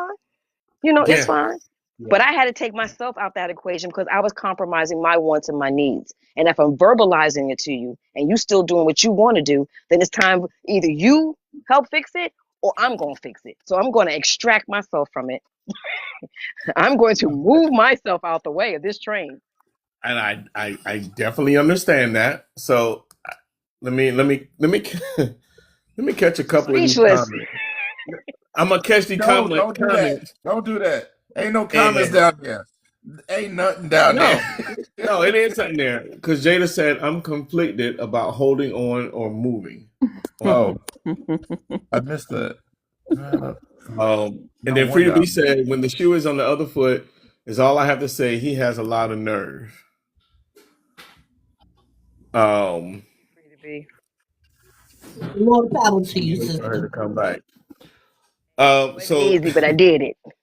Yeah, that's crazy. So now that you actually segue into my next question.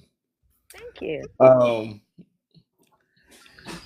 Can unmet needs excuse emotional withdrawal or infidelity? Say that again. I said, hell no. I had to say that 3 times. Can unmet needs excuse emotional withdrawal or infidelity? There's always a conversation to be had, Marlon. No conversation. Yeah. Remember the key word. He said excuse. Okay, so yes. Let's try to find a way so that it won't be infidelity. Okay. So I'll take that. There we go. I'll take so that. look, my guy. You know, we've been having this same issue for months. There's no resolve. This issue is not nowhere close to getting met. Now, there's somebody over here that want to take over for you. Jody. Jody, my That's how some couples, like when I hear people that say they have open marriages, that's how they wind up opening up their marriage. For real. They have that conversation, they get to an agreement, and hey.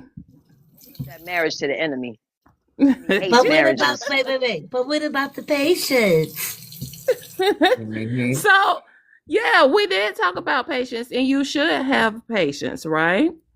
But also, we got to think about that other term he threw in there too. He said, "What was it? Emotional self-neglect or Emotional withdrawal." Emotional withdrawal. Mm-hmm. Yeah. So of course that emotional withdrawal, that's not even dealing with the offending party. That's dealing with you. Right. Addressing the offending party. Yeah. Ignoring. You're suffocating yourself. You're suffocating yourself. Because now you're just thinking It's about. like Frida B said, They don't unmet needs explain behavior. They don't justify harm. That's right. Oh, that's really good. That's right. Yeah. Free to be, that's good. You stroked that one, girl. Pause. No, yes, you did. That was a good one. That was a good one. You're killing me. Real good. Yeah. Now write that down. That's Free to be, get a copyright on that real quick. That's Get a copyright. exactly what I meant. That's what I was saying. Because you got to deal with you to deal with them. Absolutely. So let's talk about it before it becomes infidelity. You know, I've given you the patience. I've given you the patience. I tried to support you. We've tried X, Y, and Z, and now we're in a worse position than we started out. I think it's time for me to look elsewhere. Now, I still love you. I might still be in this relationship. I don't know. Because if Buddy over there put it down, he might make me forget about you. Oh my God. Oh my God. Escándalo. No, don't say. You I can't thought say that. It was You like, can't oh, say this is that. about to be something. Oh, but a Buddy over there. That went left real quick, didn't it? Oh my God. That went left. But you know something? But analytic, it doesn't always have to be physical infidelity. There's emotional infidelity. Absolutely. Because what I went through in my first marriage, that was emotional infidelity. It wasn't physical. Yeah. Right. Yeah.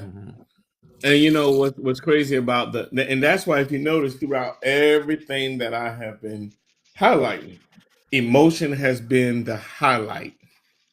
Yeah. Emotion has been the highlight through it. I haven't really hit on the physical part of it because emotional connection to someone else is worse than the physical, in my opinion. Because that means you intentionally took out time. Right. You took time. Yep. Time that you could have been spending with me for us to figure out what's going on. That's right. But you spent that time getting to know somebody else. Like at the end of the day, I can get over the physical, right? But the emotional, that's the betrayal. That's the undercover. That's the under the covers betrayal. That's that. Yeah, that is. That hits home a lot harder. Yeah, let me tell you, emotional explains a lot of the behavior. The physical is the moment. Like I told my ex-husband, I said, you can't be married to me and her. Oh, that. You can't be married to both of us. You can't give me the physical and give her the emotional. You can't be married to both of us. No, not at all. Welcome in, everybody. 100 podcast. We got a great little panel going on. Conversation for tonight is when your spouse doesn't satisfy your needs, basically in a timely manner, what do you do? But we've already went past that part. But I do have another question. Uh-oh. We're gonna go back No. to we're gonna go back to the patience part. Mm. Is patience a virtue or a trap? It's a virtue. It's a double-sided Boy, trap. sword. Yeah. Yeah, is That's patience a a virtue double-sided or a sword. trap? Yeah, That's a double-sided I sword. I, I think it is. You know what I'm saying? It becomes a virtue because mentally you start to trap yourself in this idea. It's okay. Yes. Yeah, Yeah, I see that. and That's cool. that trap is, boy, y'all know how the trap is, man. The Trap is trap is just what it trapping. is. The trap is trapping. Trapping. You know what I'm saying? You know, That's not cool. no, It's not, but that's reality. That's how things go down sometimes. it You is. sit there and convince yourself that the unnormal, if that's a word, that's not even a word, whatever is Mm-hmm. not normal becomes normal in your mind. Yep. Whatever is uncomfortable becomes comfortable in your mind. And that leads to the next question. Damn. And you know that also Honestly, y'all, leads, I did not read his questions. I had no idea, y'all. I That didn't leads know. but right to the next one. that also leads to the self-esteem of the person too. They Of start to course. believe Mm-hmm. the thing, you know, Yeah. downgrade their own belief. When they know they're wrong, that's wrong. Oh, absolutely. So here's that next question. When does understanding turn into enabling? Those When you needs are forfeit your moved. own wants and needs to accommodate somebody else's agenda. Good When answer. those, Good answer. when those needs have been moved. Damn it. Damn Good it. answer.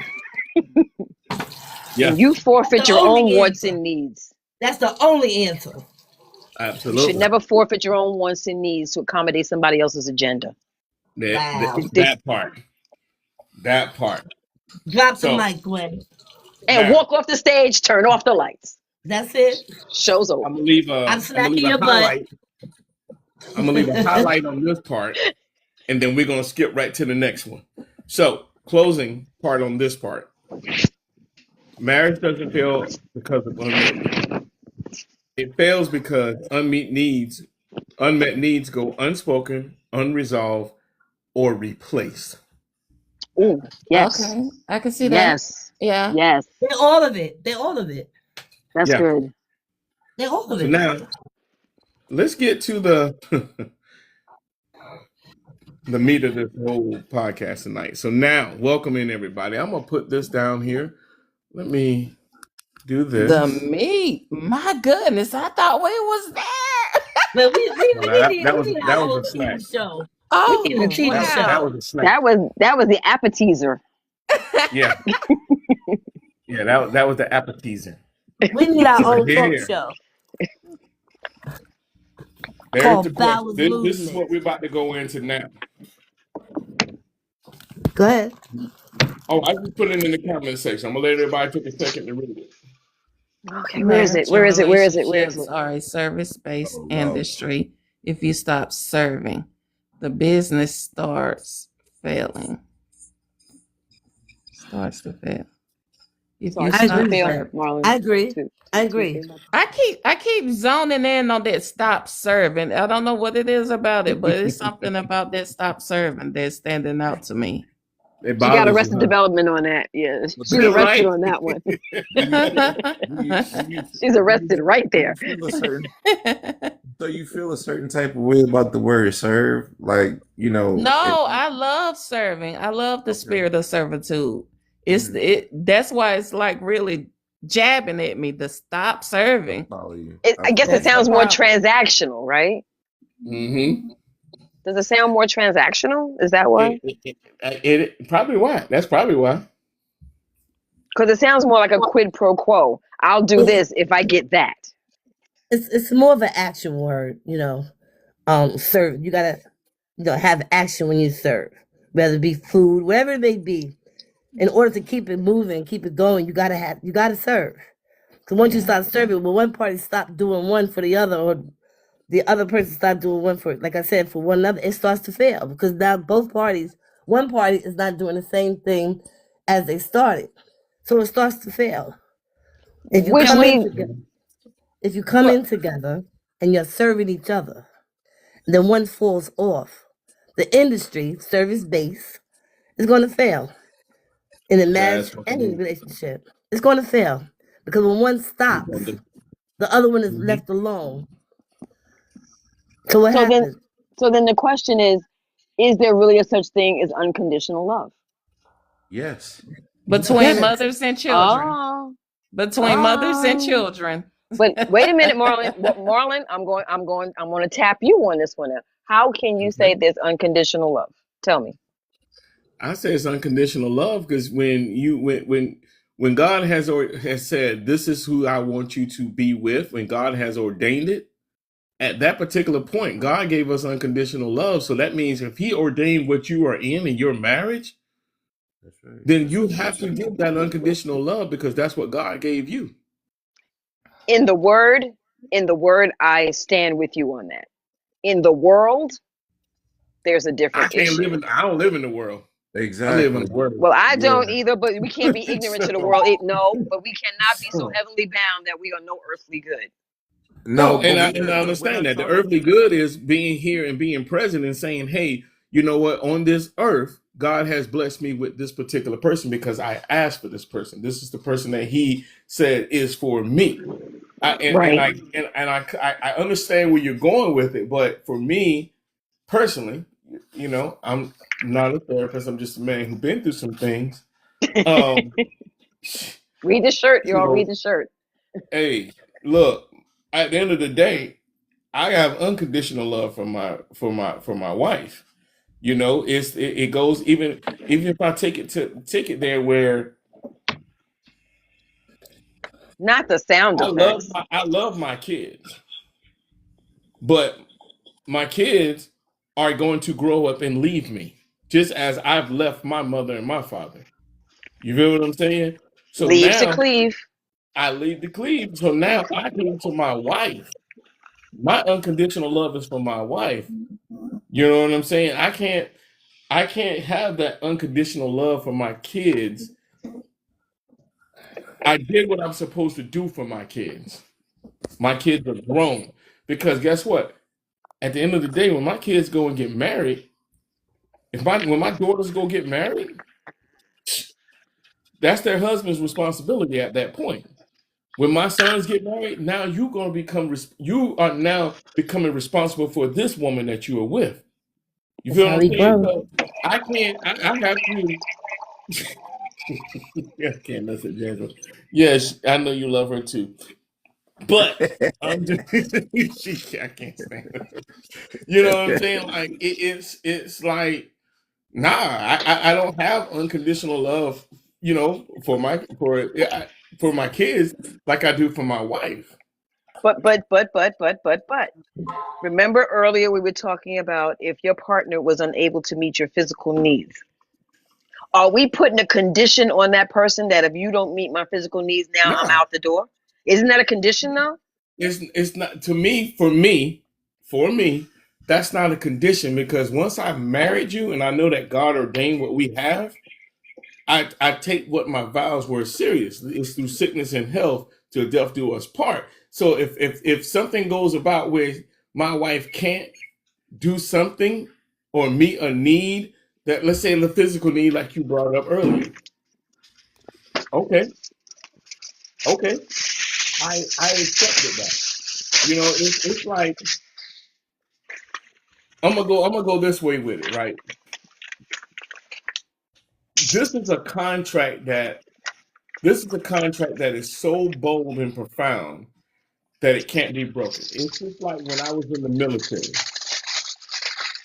When I signed that contract for the military, that was saying I am willing and I am knowingly putting myself in harm's way, and I'm okay with that.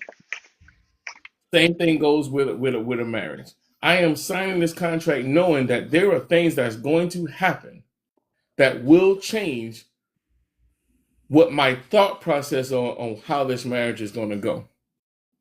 You know what I'm saying? I'm making sacrifices that is going to have some type of change within that. That's unconditional. It's called a shift.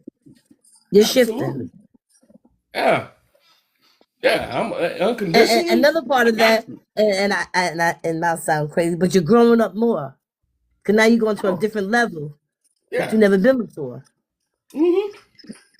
So So Marlon, we continue to grow. We continue to grow as we get older, as we go into new different things. We grow. Like I heard you say, when your son is with his family, that's his responsibility. Yeah, that gives him the time to grow. You have cut the chain on that, but you're gonna always be there because he's gonna still need guidance. Right, and that's what I'm there for, guidance. Right. Okay. So we shift in relationships, we grow in relationships. It's continue with them when we continue to grow. Nothing stays the same. Everything is growth. Yes. Analytics. What were you about to say? I was about to say, so are you giving us the answer to how to maintain the integrity after their unmet needs? Is that standing firm in the word and your spiritual guidance? Yeah, standing firm in the word is in my opinion, is what it is. And at the end of the day, I always go back to the reference of the power of choice. You have to make a decision. You have to choose. This is what I'm going to do. Yep, that's right. It's a choice. You know what I'm saying? At the end of the day, it's a choice, and it doesn't mean that somebody may choose something different. I'm speaking for myself. I choose to do this. You know what I'm saying? That's what I choose. That makes sense. Makes sense. Woo. So just go ahead and, lay in the bed with your unmet needs. It is recorded. It's recorded. It's recorded. So, okay. So now, everybody that just joining us, welcome in 100 podcast. Welcome. Part welcome 2 to Pod 5. Right. Part 2. Pod 5.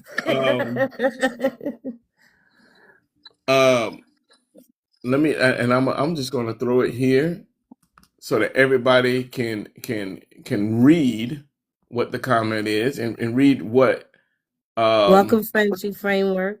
All right, now, girl. She said the holy union that holds honor among all. All right, girl. That's right. Mm-hmm. So my the next part is here. I'm going to throw this in the comment section so that everybody can read it.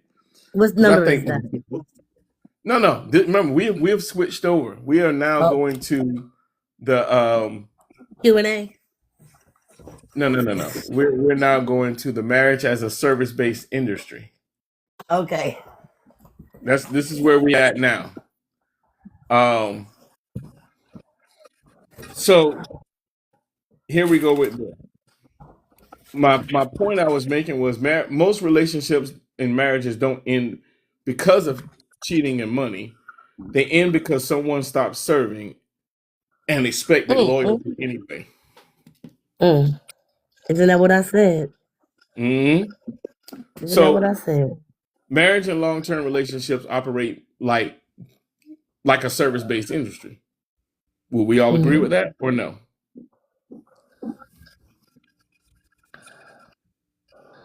I like the service base. I just don't like the industry. Look, you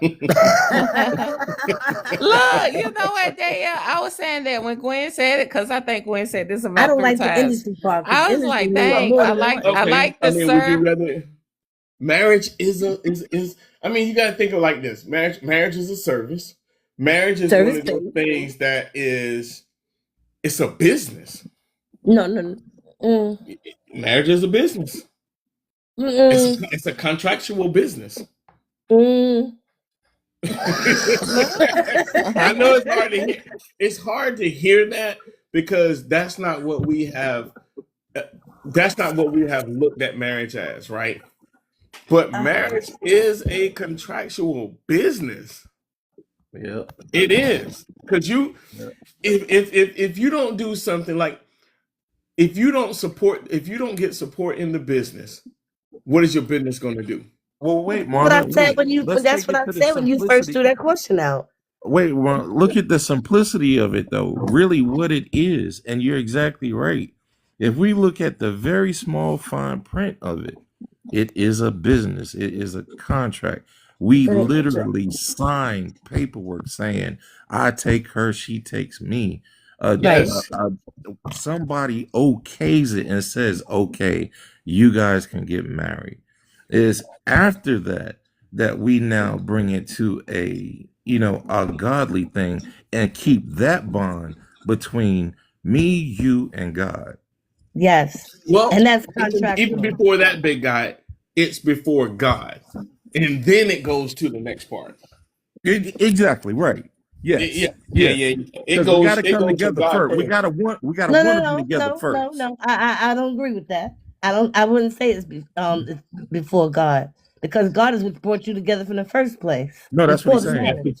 That's what I'm saying. That's what So he's it saying. was, That's what he's saying. yeah. Okay. Okay. God was the first part of it.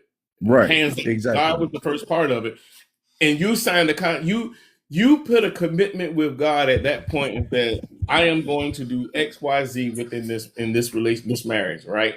Hmm. You know, Yes. when you're in a relationship, getting. Well, let me stand back on this one for a second. I would hope that most people that get in relationships are pushing towards a marriage. You know what I'm saying? I'm hoping that. I can't speak for everyone. That's not for everybody, and I'm not saying it is for everybody. But the most people are getting married because when they look at, I got this. I said, okay, before God, I'm going to do this X, Y, Z. I'm gonna sign this contract with God, which is the most ultimate contract, right?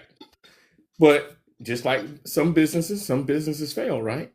Sometimes marriages fail. It's it doesn't mean that it's not going to be ups, downs, and it's going to be perfect. But it's still at the end of the day, it was a contract. It's a business. You're saying I am going to do all of these things to help my business survive. That means I'm going to show up for my spouse. I'm going to be there for my spouse.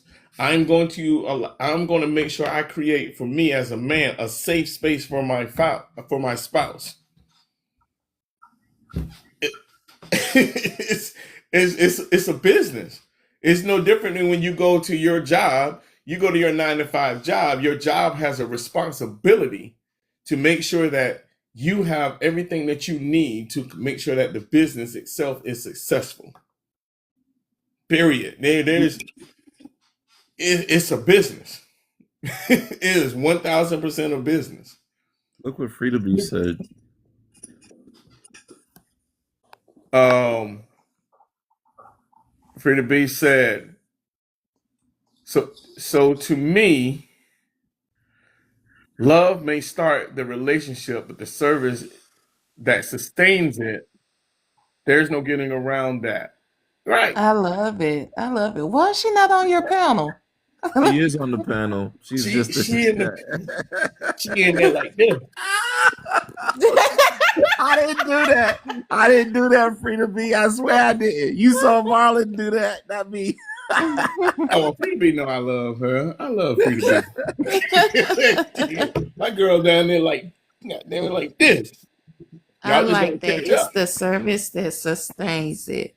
Yeah, yeah. Deidre, welcome in. Peachy Tay, what's up? Hey y'all, this is just sounding so lovely. Hey, I Peachy love T. it. Peachy Tay. Peachy Tay, that's me. Hi everybody. Good evening. Oh my gosh, so amazing. Yeah, the I love the analogies about the marriage being a contract. Like You literally have two people that come together in agreement. They say, okay, let's do this thing. And then you go to a mediator or someone who can sign the paper for you. And you say, okay, this is that. The mediator says, okay, you've done your parts. Let's bring this together. We put it on paper. And then you have an audience that witnesses that you're going to uphold your part of the contract. I'm going to, what is it, Marlon? Have, whole, till death do us part, good, bad, when you're cute, when you're ugly, all that good stuff. And so after you sign those agreements, those terms on the agreement, once it's signed, your business partners do what? They get to work. Boom. So that's a service. And then you begin to act out your parts of that contract and service. When that begins to fail, guess what? We're going to have to revisit and make some amendments to this contract. Some that might be called an annulment. Or you might say, okay, well, let's see if there's some loopholes in this contract so this contract can end. It can be a divorce. Or we could say, you know what? Let's go make sure we can have someone help our business. Let's go get some business strategists to help us make this better. That's counseling. Or maybe you say, you know, we can come together and have a meeting of minds, a business meeting or a seminar or a conference, or have some people in our groups come together. That's some intercessors and y'all get together and pray and make this thing work. But yeah, I do agree with the fact that it's a contract and it's you standing on business if you don't like the word business or industry together because you are committed and you made a decision to enter into a contract till death do you part. Come on. So I love it. Hey, it's like she said, get a loan. You got to go get a loan. You got to get a loan for the business sometime. Yeah. Hey. And if the marriage does end and this partnership has built, you then have to go back to the courts to divide up the proceeds so that both of you are whole and the marriage ends. That's correct. Come on. Like in a business, like in a partnership. This is a man. Marriages in marriages is a high level contract, but I ain't gonna take nothing away from relationships. Relationships are a low level contract because you still have contractual duties within a relationship. Oh yeah, it's what you put into it. Like, what are your particular requirements in this particular relationship? Because if you can't meet the requirements in the relationship, you're not going to meet them in the marriage. Feel me? Absolutely. That is so true, Marlon. Because you're supposed to be over here paying this Netflix bill. That's what I'm talking about. You better stop with yourself. Hey Marlon, what happened to Danielle? Did she like leave a note or something? I don't know.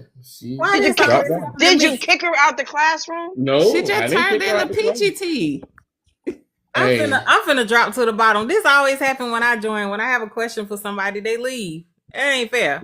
I'm going back to the top. Peachy, don't get salty.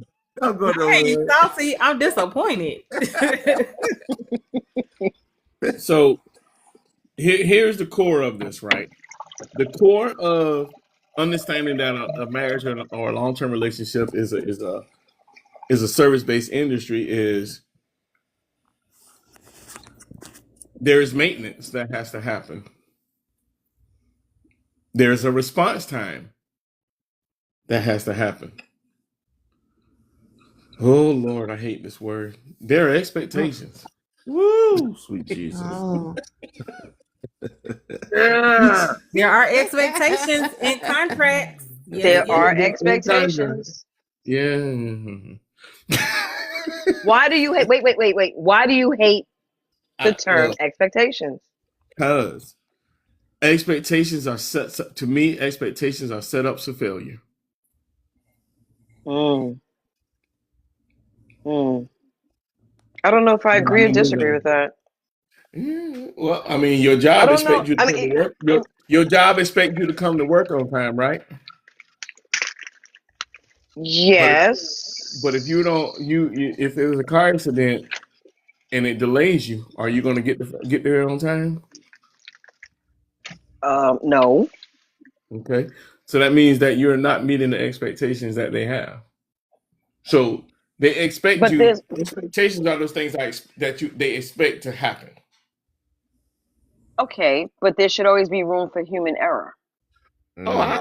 I get I it. agree. She got a There should point. always be room No, for human error. and again, I get it, but there's also for me there are requirements that you got to have before even getting into anything else. If the requirements are not being met, expectations are out the door. You ain't got to worry about it. And I get that, but if we're going back to scripture, God gives us grace and he is always forgiving. So how do we not give the person we're married to, linked to, connected to, yoked to grace, Mm-hmm. But right? does God give us A lot of God people give us don't have the. requirements? A lot of people don't have the God does mercy have a of requirement. God. His requirement is to be faithful. But does God have expectations? God had expectations that we're going to walk within his word and stay within his word and follow his word. And when we do stray away from his word, he Mm-hmm. still forgives us and gives us grace. Mm-hmm. I hear that. Ah, look, to each his own. Yeah, they're okay. I'm just saying, if we're gonna do this in a Bible-based conversation, then we have to go all the way out. No, If we're gonna, and because I a get man it. is supposed to love his wife as he loves the church. That's right. Right, absolutely. And I Right. love, and when you love someone unconditionally, you know, But unconditionally, sometimes we and put conditions on people. We put conditions on them in order for them to love us, and for us to love them. People do put conditions on you. They put mhm, conditions on you, whether they knowingly or unknowingly. They put conditions. Condition is you can't sleep with nobody else but me. That's a condition. that's a requirement. Yeah, absolutely. And an Ooh, that's the expectation. expectation. And an Ooh, expectation. expectation. No, That's a that's requirement. that's a requirement. Okay. That's a requirement. And if you can't Okay. fulfill, and if that's a requirement that you don't want, like that's like going in. That's like me meeting somebody, right? If I would before getting married, that's like me meeting somebody, and if they say, "Hey, um, I want to be in a poly marriage," that doesn't work for me. That doesn't work for me. So that means if my requirement is that we have a monogamous relationship, just me and you, poly ain't gonna work for me. Okay, So that what makes else they sense. So choose like that's that? your condition. That's your condition. That's my requirement. That's your Somebody's gonna meet the condition. requirement. Somebody's gonna meet the requirement. Matter of fact, I He married my been requirement. I, Shit. I But cannot with y'all. uh, Y'all too much. Oh God.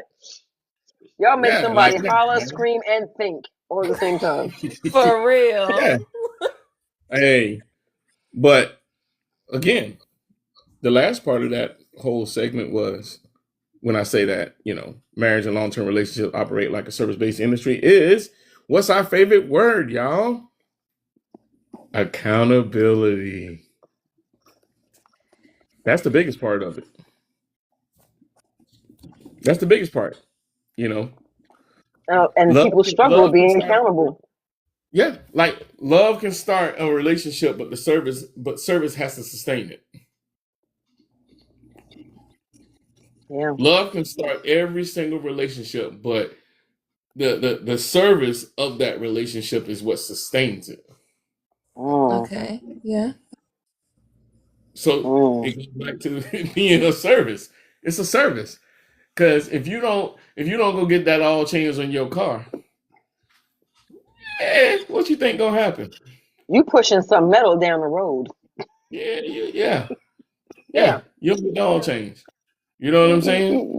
You're going to run into a brick wall and not have no brake fluid. Jalen said Oh Lord. depends. Depends on Depends what, on Jalen? On what? what are you referencing? Yeah, that's what I'm trying to get before I move to the next part. What are you saying down here, young lady? Mm. Um, Miss Brenda so said some men are weak, not going to work. I didn't understand what she meant. I don't know. Sounds like a separate topic going on down there. Yeah, I'm gonna move to the next part because this one might break the internet. Crack it wide open. Crack it open, I say. Y'all ready, ladies? Love says I choose you. Service says I keep choosing you daily. I love it. I love Come on now. it. Yeah. Come on now. You talking about this gonna break the internet? We going for the long distance run. We going on that. I was a track runner, so forgive me. We ain't doing no sprint. We going for the long cross country. We going for it. Yeah. We going for the triathlon. Absolutely. We gonna be in this. I keep I like that. daily. I like that. Love says I choose you. Service says I keep choosing you daily. Every I'm day. making a conscious choice to service you every day. That's beautiful. Because I don't want you That's to break nice. down. I like that. That's profound right there. You see what I'm saying? You know, He done cracked the code for a lasting relationship. hey, cracking the code, baby, cracking the code. Crack the code. So your response time matters within a relationship, right? Because in a business, what happens when you have slow service?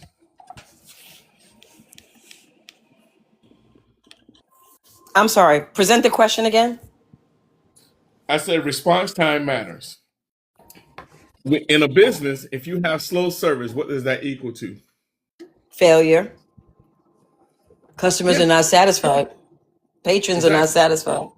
They won't come back. Right. Done. In relationships, a slow emotional response equals what? Emotional detachment, lack of intimacy. A lost connection. The number you have called is completely disconnected. It's been disconnected. You know what I'm There saying? is no following information about that number. Yeah. Yeah. You know, urgency communicates value. Mm.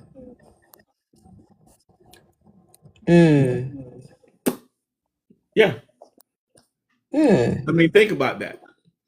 Urgency communicates value. I'm definitely using that in my next business call next week. A sense of urgency Communicates value. Yeah. And I'm saying it just like that, bro. I'm taking it. I'll give you a nickel for it. Take that. Oh, no. Don't bring no Diddy in it. No Diddy. For it. No, it's Hey, good. Al. No baby oil. No baby oil.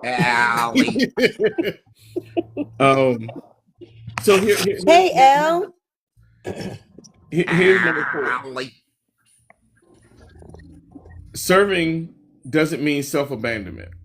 Okay? Service, servitude.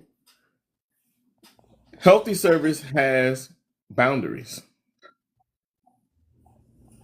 Say that again.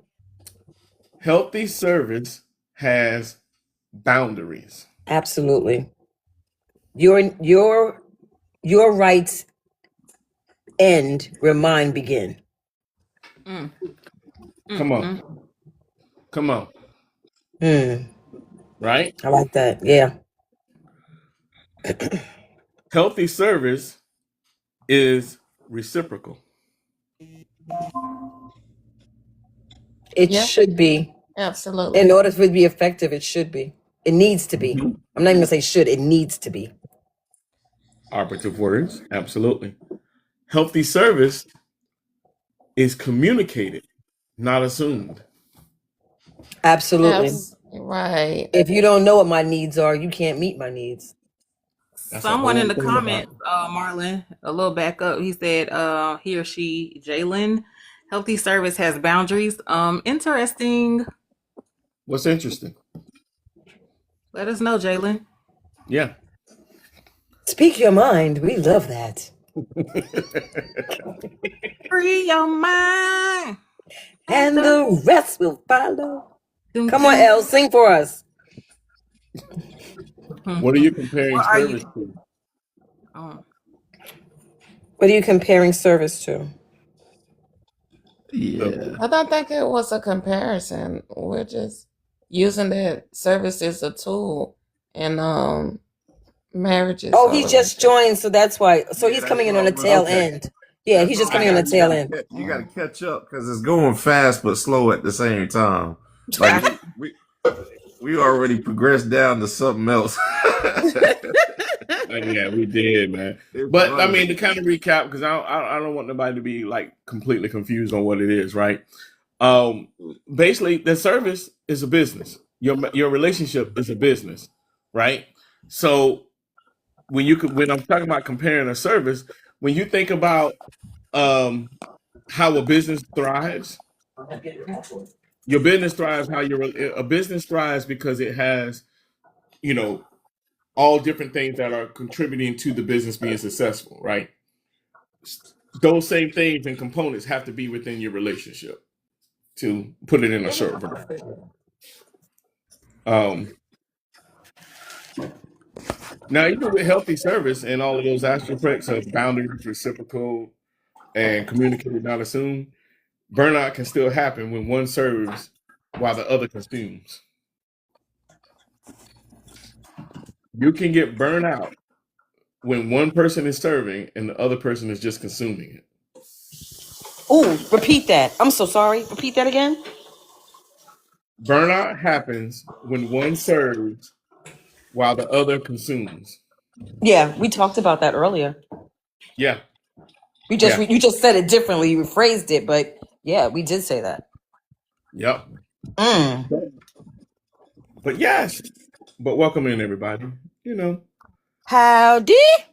Welcome to the show. 100 Women 100, Podcast. 100. Marriage is a service. Marriage and long-term relationships are considered to be a service-based industry. Come in, like, share, tap, tap, tap, tap, tap. Oh, so Mm. number 5. Number 5. So we move on. Um, when one stops serving, both feel it. Absolutely. Even if only one partner pulls back, Absolutely. The balance is now knocked off. Whatever that balance was before.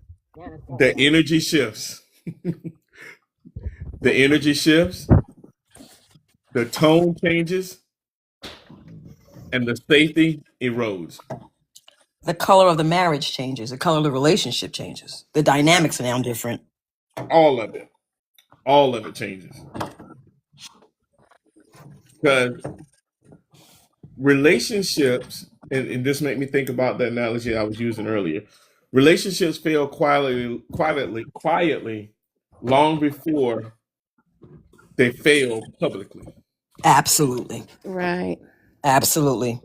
It makes me go back to that example I was talking about with that couple. That, that didn't happen overnight. Mm-mm. It was already happening. It just before the general public and social media got a whiff of it, they got the hardcore end of it. But Mm-hmm. it was already failing. You know, Mm-hmm. relationships are very complex, but love is consistent. Absolutely, absolutely, Constant and consistent. constant. Woo. Every day. You gotta Um, be in the game every day. No days off. You gotta be in the no game days. Just Um, show up every day. every day. so service is about needs, not conveniences. Mm-hmm. We agree? Okay. Great service requires listening, adjusting, and responding.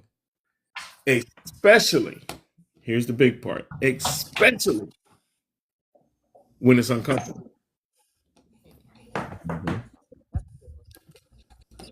Mm-hmm. Okay, we rocking with you. We rocking with you. Growing pains, baby. Growing pains.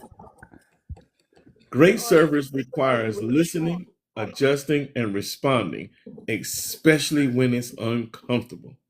Where are you when it gets hard? Growing pains. Yep. You know? I think she's trying to talk. She's just muffled. Gwen. You're muffled. Oh, I'm sorry. Where are you when I love you, but I don't really like Where are you when I love you, but I don't really like you? Is that what you said? Sometimes you don't like the person, but you love that person. Sometimes the Mm. things that they do, you don't like them, Oh, yes. Oh, right? Still serve. Still serve. yeah, You still serve. You still still roll your serve. sleeves up and you serve. Yeah, Right. absolutely.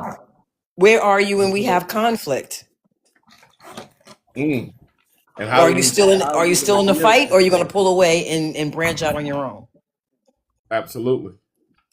Can't have two governments in one household. Mm-mm. Y'all Yeah. Come on. killing it over here. 100. 100. Who said we You can killing have two it? governments in one household. I love Golly. it. Boy. Boy. Can y'all tell I've been through marriage counseling? Hey. Can you Been tell? there, done that. Money well Hey, spent. Money well hey. spent. I'm gonna put it like this.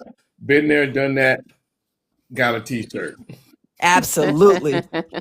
Absolutely. That's why I feel So, like my relationship now is going to really work out, because we both been through the battles and we oh got yeah, our bruises and our scars. So with that, absolutely. we got more information, better information. Yeah. Big guy, where's your trauma stories? Um, You trust said, me. "Where's my trauma stories?" Yeah.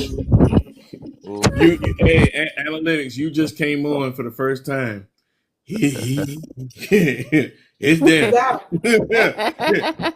It there. My man, my boy, he shares it. Just stick around. That's all I can say. Stick around.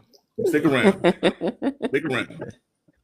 He Um, done been through some things, baby. he done been through some Oh. things, man. Come on. Yes, sir. I'm built different. Um, absolutely. So here's a question. Do you serve your partner based on their needs or your preference? Ooh.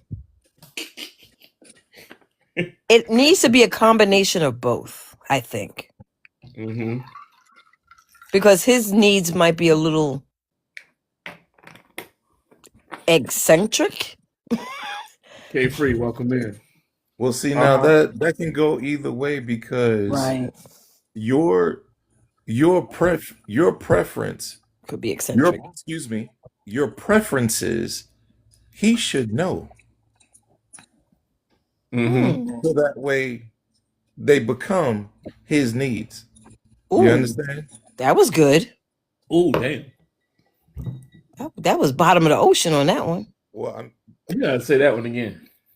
Say that again. Come on. your preferences, he should know, because they should become his needs. Damn. Ooh, Oh, my damn child. mic. Somebody put that on a t-shirt. Damn it. Big guy, there go your shirt, bro. Okay, gotcha. Get that hat to match. Get a hat to match. I like a good hat. Matter of fact, let me go and do this real quick. I say that with saying to answer a piece of your question, analytics. Don't give too much of yourself away that you lose yourself. Mm, That's what I think. that's I it love right it. there. I love That's it. it. That was a whole 20-carat diamond right there. Diamond. That was priceless.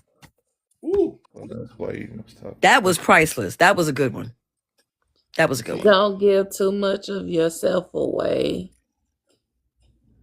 And that's a fine line to teeter, because, again, as I said before, you should give everything.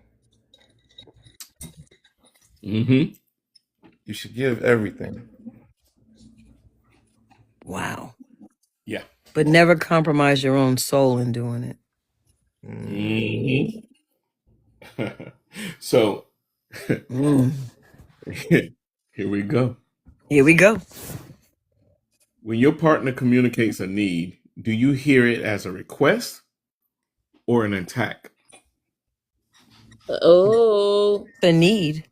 oh, it's a request. It's a It's just a request. request Yeah. because they know But themselves uh-huh. and they know what they need from a partner. Yeah. But some people will take that as an attack. Right. How? Like that question he asked at the No, seriously. beginning. I'm asking seriously, legitimately. How? Yeah. Like that So question. Yeah. so it can become an attack because now you're questioning pretty much the essence of this person. Like, what? Yeah, people get Why don't you indignant. know? Yeah. Why Yeah. don't you know? Because we're still finding each other out. Every day we change. Every day we evolve. We done been together for all these years. Why would you even think that? Well, you can't live in monotony. You have to change and evolve. Well, You have and But back, to. and but And back I to that's his right agree. there. question So that he asked earlier. Like, what you mean I need to get home at 6 o'clock? You trying to say your job more important than mine? Like, that's how people think sometimes. Yeah. Some people feel attacked. Yeah. yeah, you feel attacked. Like, Mhm. what you mean? Are you serious right Mm. That's an now? oxymoron, I think. I look. I look. Ooh. Number It's 5. nice. Though. Well, number 3. Entitlement kills relationships. Absolutely. You're not Entitlement entitled to says anything. entitlement says you owe me. Nope. But Love has no receipts. hold up. I'm going somewhere with this. Entitlement says you owe me. But service says I choose to show up. Entitlement says you owe me. And Service service says I says I choose choose to show up. to show up. I like the That, service better. Yeah. yeah. In order for That's there why to I be say duration, it has to be service. it has to be service. Everything is going to go back to servicing that marriage and that relationship. Mm-hmm. And Y'all are that's dropping every some real aspect. taglines tonight in That's here. every I aspect. choose to show up for my marriage, my relationship every day. Every day. Free to Tirelessly. be. I'm not cool with you. She said entitlement. Free to be saying entitlement. I'm not Not cool. see no evil, hear no evil, and speak no evil. No, she didn't. Straight up. Um, Funny. Okay. when did you stop trying because you felt secure? Got overly confident. Somebody Yeah. got too You comfortable. get overly confident and comfortable. Oh, Mm-hmm. he ain't never gonna go nowhere. I'm 300 pounds now. He ain't going nowhere. That's why he gonna go somewhere. So what? He can't breathe. He ain't going nowhere. He ain't going. It's like Rasputia in that movie Norbit. Yeah. Yeah. He can't go nowhere. He'll need to lift weights. He got me. Yes, exactly. Bench press this 300 pounds. When did you become secure only to be left alone to find out that you were in an insecure situation? Please repeat. Like it. Please repeat. So Marlon made this statement. What was say what you said again, Marlon? What was your statement? I said, when did you stop stop trying because you felt secure? So basically, it was to your point of at what point did you feel secure enough that insecurity, being unsecure wasn't even an option, I guess. Is that kind of what you're saying, big guy? Well, what I was saying is that, you know, only to come to find out that you were left unsecured. Insecure. Hmm. This is a puzzle right now. I'm sorry, I'm not following. Are you referencing big guy? Are you saying that there was insecurity? I'm trying to follow you on it, bro. Okay, say it one more time for me. When did you stop trying because you felt secure? Okay. So let's say a person is, they're in their relationship, they're secure in it, and, they're comfortable. They've become complacent with their situation, with their Mm-hmm. relationship, Oh, only to come to find out that they are unsecured in that same relationship that they felt secured in. Okay. So it goes back to the 300-pound analogy. I Right, got a husband. I ain't gotta look Right. good. I ain't gotta do nothing. I'm married. I give him oh, what he want. The house is clean. He got what he want. I don't have to keep myself up. I'm secure that my husband ain't going away because I take care of everything else. Don't ever get that comfortable to right. think. That part. No, we're not oh. asking two different questions, Keita. That what Gwen said exactly what it was. It's like, that 300 pounds is like, okay, you quietly talking about what we talked about earlier. You're having a conversation outside of your marriage. Marlon, we discussed that the other day. You're Right. telling your friends this, but you're not saying something to the person that is still secure in an imaginary relationship, basically. Mhm. Like you're leaving them without telling them, and In that's the limbo. worst thing. That's the worst Yeah. kind of hurt, is to leave somebody and they not know that they're being left. Got it. Got it. Yeah. I got it. Because that's like you're not being upfront and up and forthright with that person. They're thinking one thing, but you're living in a whole nother world. Y'all having Mhm. two different conversations, living in two different houses, Right. But you're in the same house. but you're in the same house.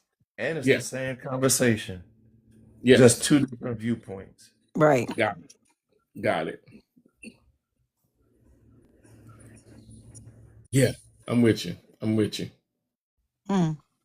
Hey guys, I hate to cut this short, but I just want to say that this panel is a breath of fresh air. It's Eastern Standard Time, so it's almost 11 o'clock here, and I got to get me some rest. But Oh, I me follow Yeah, too. me each of too. you. I follow each of you.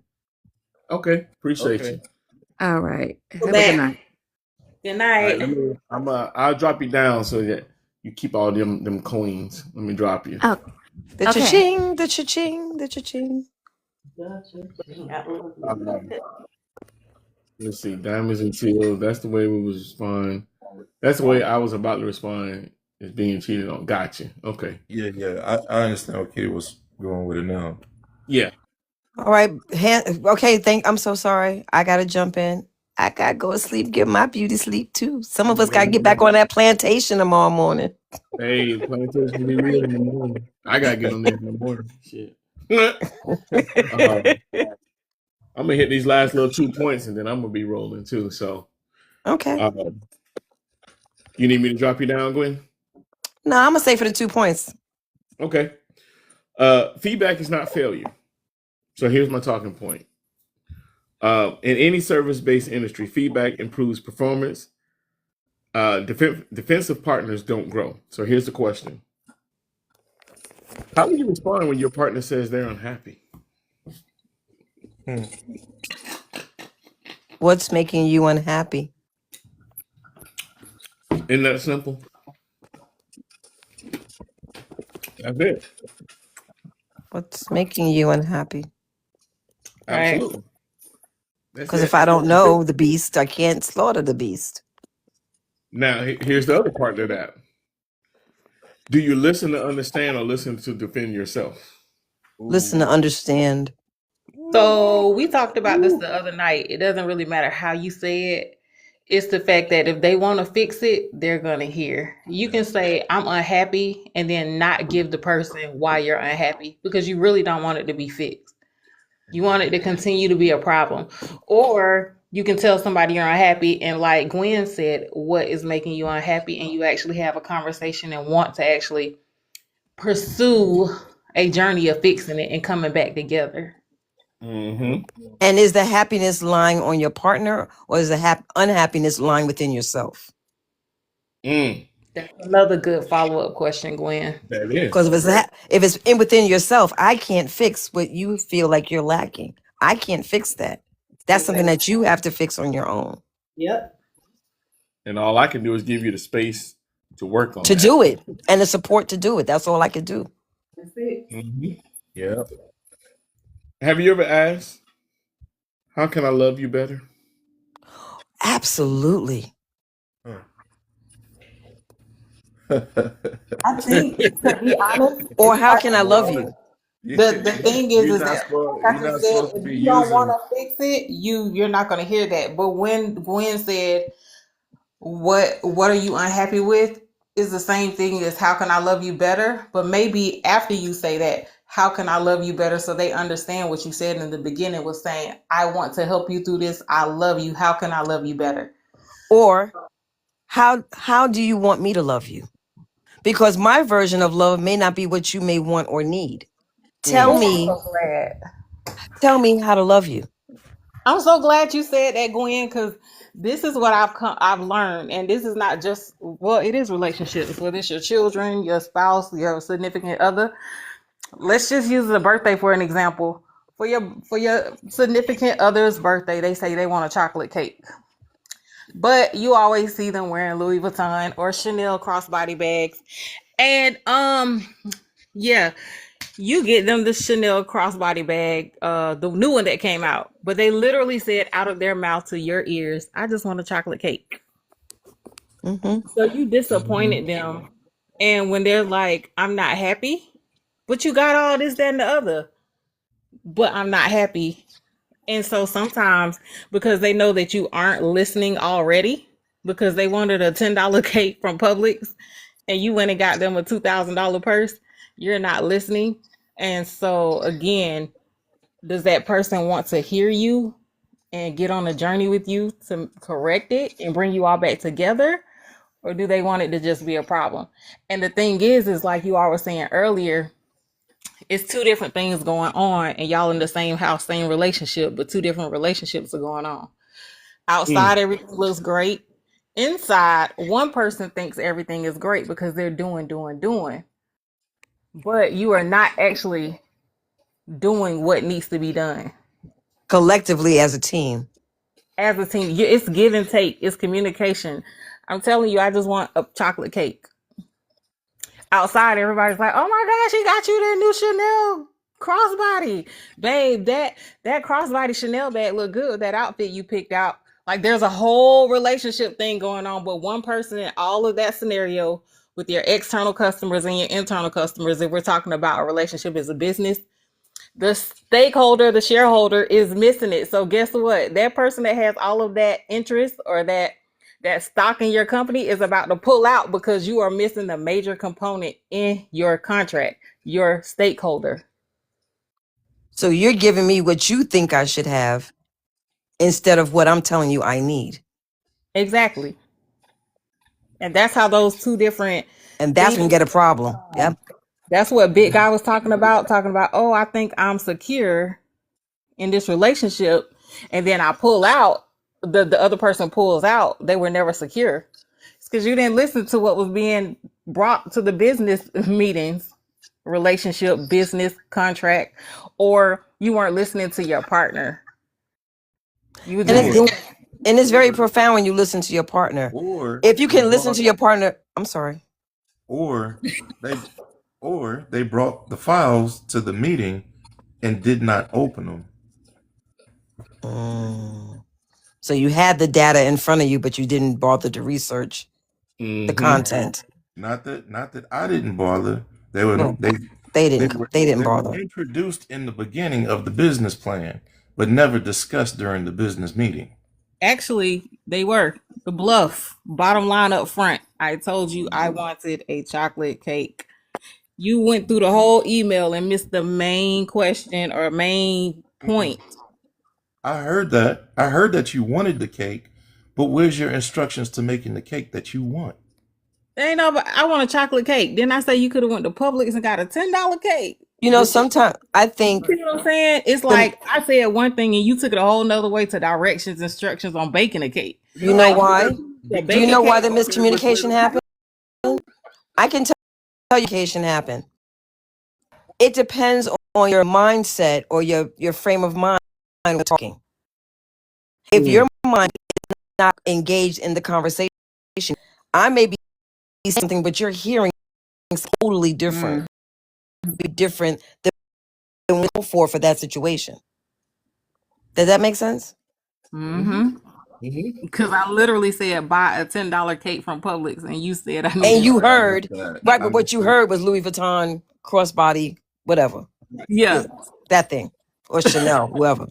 and that wasn't even what was asked for. Right. The Mm-hmm. $10 cake from Publix is what was asked for, and then you go again to another part asking for instructions to go to Publix to get a cake. That's a Georgia store. Wait a minute. I'm sorry. I It is. digress. I Yes, I'm it digress. in. is. I'm in Georgia. Yeah. What was the comments beforehand? Did you catch those, big guy? Uh, That Jalen Free for said. me. yeah. Um, what? Jalen had said something. Um, you want the cake, which is simple, but why do No, you want the beforehand. cake? Before, mm, uh, I know what you're talking about. I know. Do. So is love something material or spiritual? That was from Jalen. Yeah, but it wasn't that one. What do you define as love? Ooh, that was Jalen. Yes, Yeah. that one was Jalen. That's it. Yep. What do you define as love? Uh, But I think it's kind everybody. of I like the think everybody conversation. defines love differently. Yeah. It depends on what your It depends on what your love language is. Yeah. If your love language is gifts, then you define love as when someone is showering you with gifts. If your love language is communication and someone communicates with you, that's your love language and that's how you define love. It depends on what you define love as being. What is your need? Well, that's all of that I agree with for sure. But when he asked that question, y'all were in a different gear, and I was like, man, Marlon, that was so relevant. And I Marlon know. was like, yeah, it was, but we've said so much since then. I don't remember. No, I can circumvent because he's the first part that Jalen asked was he says, when I had said, have you ever asked how I can love you better? He said he never asked his wife that. And he said, is there a right and a wrong way to love someone?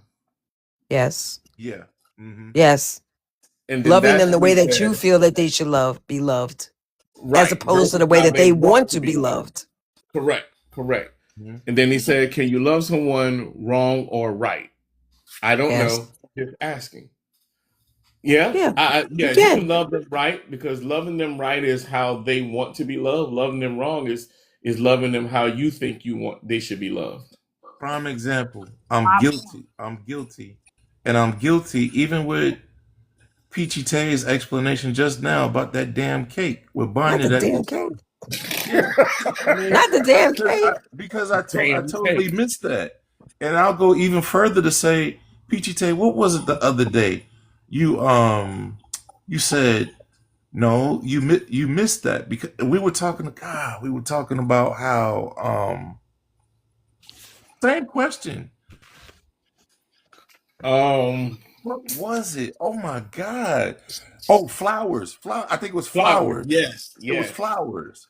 It was flowers. Um, it was flowers. It was flowers. It was flowers. It was flowers. It was flowers. It was flowers. It was flowers. It was flowers. It was flowers. It was flowers. It was flowers. It was flowers. Um, What happened with a, cer- flowers? a certain type, or whether it was, you get one from the gas station, or one from the floors.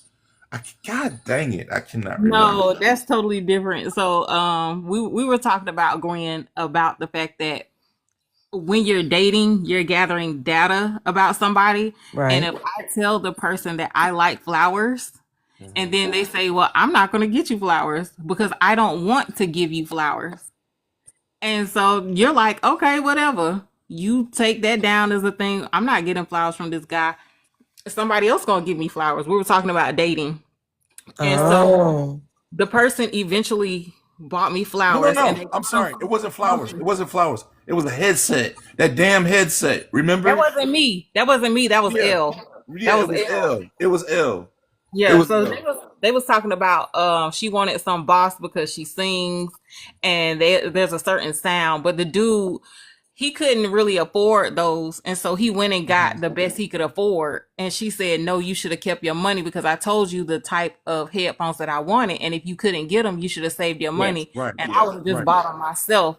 Right. And so some guys took it a certain way and then the other guys took it another kind of way. I could see both ways. Right. However, like she said what she wanted. So if Right. you can't do that, just say, "Hey babe, I can't do that, but I can save up for it or we can go in together and I'll just pay you back later," or something, something, something. That's what she was saying. But Right. the guys were saying, "You keep moving the bar because he tried his best. His best isn't what she asked for." And the Mhm. thing is now is that I think it's a different conversation because it used to be women don't ever Yeah. know what they want, but now they know what they want and you still don't give it to them. And then when they tell you, no, this isn't what I want, it's You still a get problem. insulted. Okay. So Yeah. with that being said, right? And I'm using me as an example. I missed that day, right? But I had all good intentions. You know what I'm saying? I missed the cake today, but I still had all good intentions, which goes back to the beginning part of what Marlon said. How much patience are you going to have with me? Because all of it was in good intention. Are you still going to keep your patience for me? Are you So my still, thing is, you know you what I'm said saying? it's Like, intentions, but you have to be intentional in your relationship. If mhm. you dog gonna say I had good intentions to hit that curve, and you in your tractor trailer and you miss it on that curve on the Oh mountain man, on nah. Tennessee, you going off a cliff. So you have to be just as intentional with your relationship as you do with your job, because you're driving off a cliff is life and death, but you being intentional with your relationship is the life and death of the relationship. No, I get that, but I'm saying okay. I'm not trying to miss it. I was reading what Frida B said. She talking about make sure it's chocolate cake, but I know I'm laughing at her too. but, but what I'm saying is that um yeah, I gotta bring that thought back. Like I said, what Marlon was saying is like, you know, how patient can you be with me with trying to understand? Because I am being intentional about trying to know you, learn you, operate within the system that you need me to operate in. But because I missed the mark, expectation, you know, I don't want to miss that mark. I'm trying. So am I beat or whooped for trying? And yeah, I might as well go ahead and put it all out there. I do have a learning disability, and it's something that I'm not ashamed of because I worked through it. I made it, and I said that to say, hell, Mhm. I'm gonna make some mistakes, a lot of mistakes. So that person that's dealing with she will get that data as you're dating, and she will have a certain level of patience with you. Sometimes she Right. may have to grab That you by both of your cheeks and say, "Honey, for my birthday, go to Publix and buy me a chocolate cake." And don't come talking about, "Well, it's your birthday. What do you want?" Because then she gonna slap one of those cute cheeks on your face and be like, "I told you, it's $10. Go to Publix." well, well, thank you for grabbing me by my cute cheek and not smacking it to start with. Mhm. Y'all silly. It's All right. fun. Last point. Love requires ongoing investment. You can't build a successful business off of yesterday's work. You can't sustain love that you can't sustain love that way either. So, major question. Are you still investing in your partner like you did at the beginning? You have to. You have to. It has to be an every day. When we say every day, you got to show up every day. You got to show up every day. Every day is a different challenge, a different hurdle, a different milestone. You want to improve. You want to grow. You're always going to have to just move in the same direction in unison. If the two of you pull in separate directions, it'll never work. Facts. What have you done recently to strengthen the relationship? Is that a question? It is. And I think right Would now, you like? Would you like an answer? I would like an answer. What have I I mean, done we already recently? know you got this, you're doing the ski trip. You know what I'm saying? You're trying to strengthen the relationship, with the ski Well, trip. because for us it's not quantity, it's quality. Because we are in a long distance relationship. So every time we're Mhm. together, it's got to be. I would like for it to be a new experience. He likes it too. So the last time he came into town to visit me, I had a masseuse come and massage him down for an hour and a half. If you can Mhm. travel 900 miles to come visit me, I should be a soft place to land when you land. However that looks. However that looks. If I it's got taking you. him to his favorite cigar bar or getting his Doordaff daggone cigars, something like that. And then he does it for me. He'll make sure that I have what I need. I don't really need anything, but he'll make sure that he does certain things like he'll warm the sheets for me before I get in bed. Ain't nothing like coming out the shower and you getting in some nice warm sheets. And he'll do that for me. Okay. You know what I I mean? hear So that, man. it's those small things. Okay. The little things. It's the It's the little little things. things that Okay. mean the world. All right. My final question. So we can all go. Final question, ladies and gentlemen. Thank you for visiting the 100 podcast. We've Yeah. enjoyed y'all Where this we evening. Dun, dun, what dun, dun, dun. number Dun, dun, we dun, at? dun, dun. I don't know. I can't see it right now. Final question. If love required a monthly audit, Oh my lord. Damn. would you pass? Hmm. God dang. If love required a A monthly monthly audit, audit, would you would pass? you pass? It's literally holding the relationship and each other in the relationship accountable. Yeah. Yes.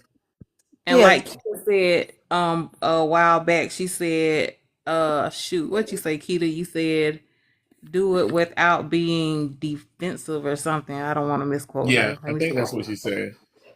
Yeah. Yeah, ask questions without being defensive. So if the relationship is a business, when you go to a business, you're not being catty. You're putting all the facts on the table. It's dates, times, and instances, and they're tracked. And so when I say, hey, on this date, I'm gonna pick on 33, big guy, you were supposed to get the $10 cake from Publix. You didn't do it. What happened there, buddy? Tiny messed up. So Mm-hmm. okay, so you got a whole year, or you can fix it next month if you want to. Your choice. Right. Right. Literally, it is. But we'll audit that, or he'll say, well, we agreed that you were gonna cook dinner on Wednesday and Fridays. I know you were busy, but that was the agreement, and you agreed to it. It's in the contract. Right. Let's find out what happened. Okay, there's that conversation. Okay, so are we gonna do Wednesday and Friday next month, or do we need to make some adjustments? What's your calendar looking like?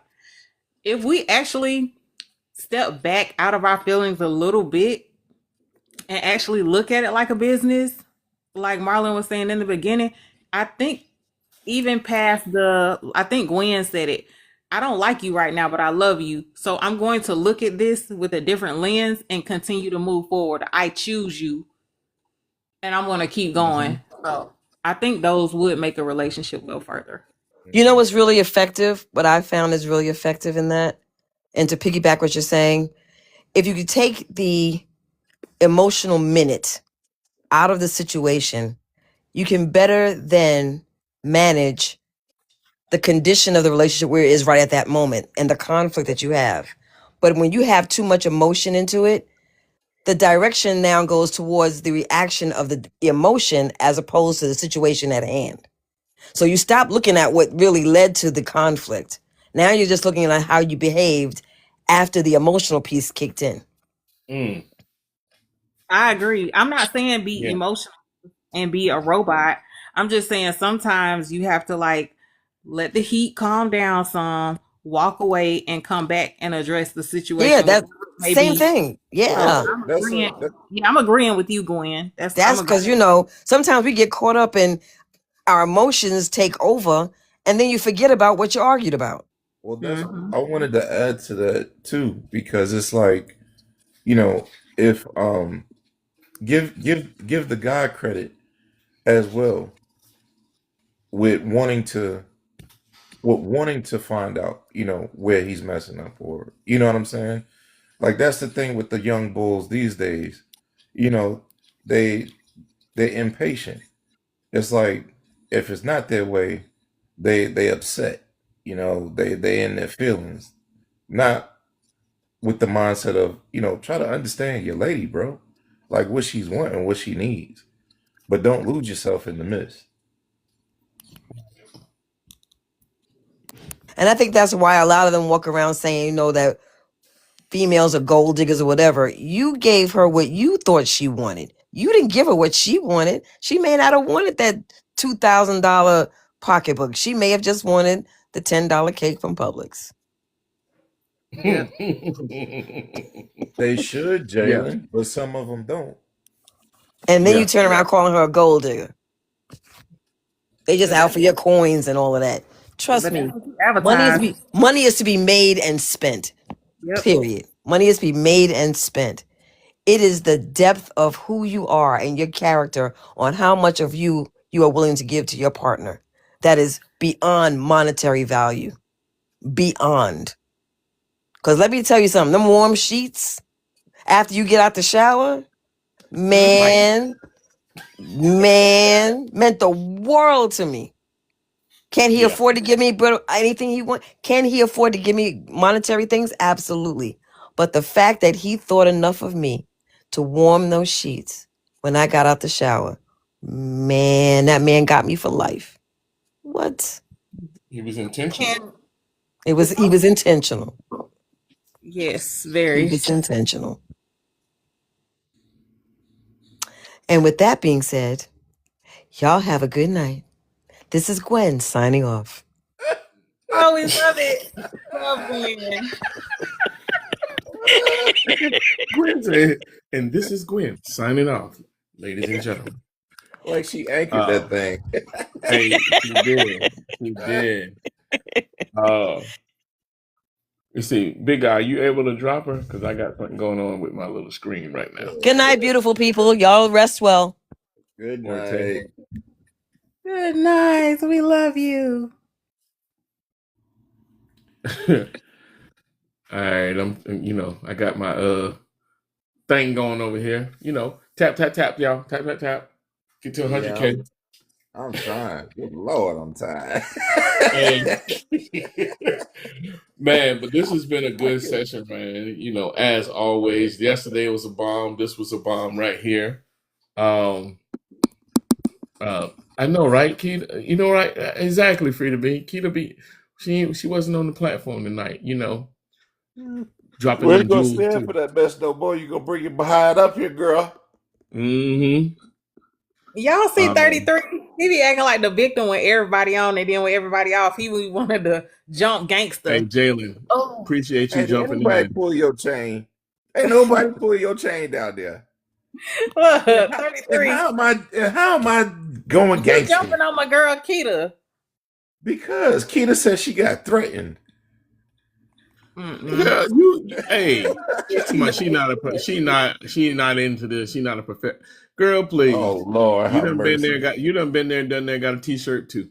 Shit. You be dropping them gems, girl. I'm trying to tell you. K Marie, I appreciate the input. Um, she dropped some things in there in the comment section too. Um, she's talking about free to be, and you know it's something free to be tell you to get up there.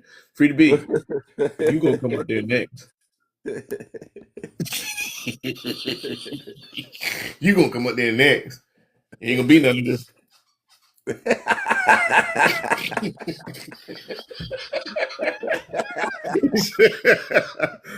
Oh, Jada, I hope you got some things out of this as well. You know, definitely. What number we at now? I don't know. I'm typing. I can't. Tapping. I can't see. Let me look right quick. Let me see. We are at. Oh Oh, no man. mercy. Long way to go. No, I see 95K. I mean it. Huh? You see what? I see 95K. On your screen? Yeah. You tell a boy you lying. That's you. I'm I serious. can't see 'cause I'm tapping. I don't see Right. Tap, that. tap it up. I'm not even 80 yet. Mine say 74.4. Yeah. What? Yeah. Yeah. That's where I'm Y'all at. ain't seen what I see. 74.5 now. Man, I I had to bring a friend Rach, up. Rach Love okay. said 74 too.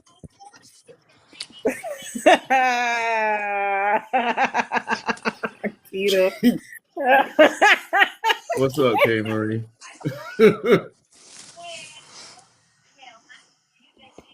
I don't know what What? y'all saying. What? Hello, Hey, hello. what's up? I'm good. How are you? Man, chilling, chilling. Yeah, here we are. Here we are. I don't know Has why there? y'all talking about 74. I see 96.6. Hmm? Mm-mm. I don't see that. Hey, K Um, Marie, have you been married before? Yes, Are you still married? yes. So, the question is, do you believe marriage is a service? Like, do you have to serve each other to stay married and keep things like together? So the language is wrong off the jump. Like, it's not a service. It's a love. Like, it is a thing. Like, so I hear that love is service, but like, Hmm. I think that service has a one-way street aspect to it. Okay. So for me, it's someone who knows you, who is there for you, who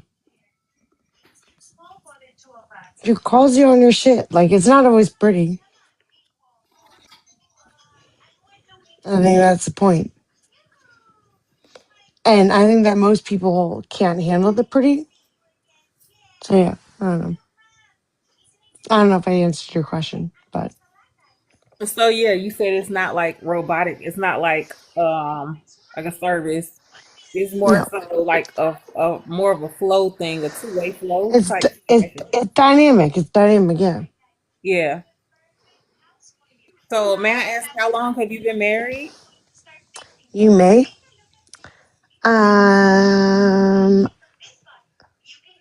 just mathing right now. 13 years. Oh, congratulations. Thank you, thank you. That is awesome. So You what know, do you but think? Mhm. yeah, go ahead. No, go ahead.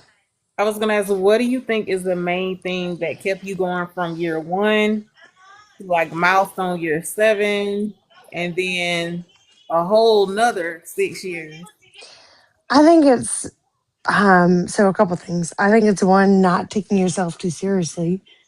And the other thing is like being okay with having your ego in check and like also knowing like you guys are both going to evolve in this time, and it's going to be different, and it's never going to look the same.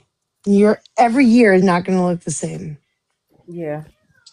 But And you're I think sometimes people, when you're dating, you're like, oh, it's so happy, they love me, blah blah blah. No, no, it's never going to look year after year, and nor should it.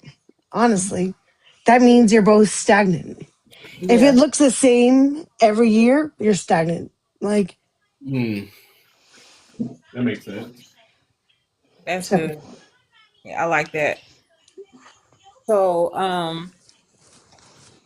what is a nugget that you can give people who are aspiring to be married and have like a long marriage? What is a nugget that you can give us outside of what you just said? Because you just gave some like really great information. What is like something else, like something that we can be like, oh yeah, your grandma will tell you that, or you'll tell that to your daughter on her wedding day, or something like it's going to get hard, baby. Buckle up. that. I love it. Yeah, Ready to that's something ride. your grandma will tell you for sure. Yeah, That's what Mm-hmm. I tell that's what I tell my daughter. It's going to get hard, baby. yeah. Just keep on loving them, right? Yeah, Love exactly. Yeah. forward. Yeah, yeah. I think Did you? that sometimes women like we're from like my experience in this generation, we're so forward with working and making things happen that sometimes we just forget about the love part, and we have to be reminded that No, just keep loving them. so absolutely. And I don't think it's our generation. I think it's always women are fixers. And here's the thing, because men are meant to be providers and women are meant to be fixers. And sometimes those roles get confused Mm-hmm. very easily. Yeah. And I think somewhere in between it, we just have to be like, so me and my husband say this all the time. Like, do you want a solution or do you just want an ear to listen to? That's good because that's important. That is. Yeah, like I actually don't want to hear, like, I know how to solve it. I just want someone to be there for me. And so yeah, somewhere in between. Because I think that our roles as hunter gatherers are meant to be kind of aligned. So I don't know. It's I like. hard. Yeah, I like that a lot. Like Yeah. that. So Sorry, I was just solving an iPad problem as we do. yeah, moms would have to do everything.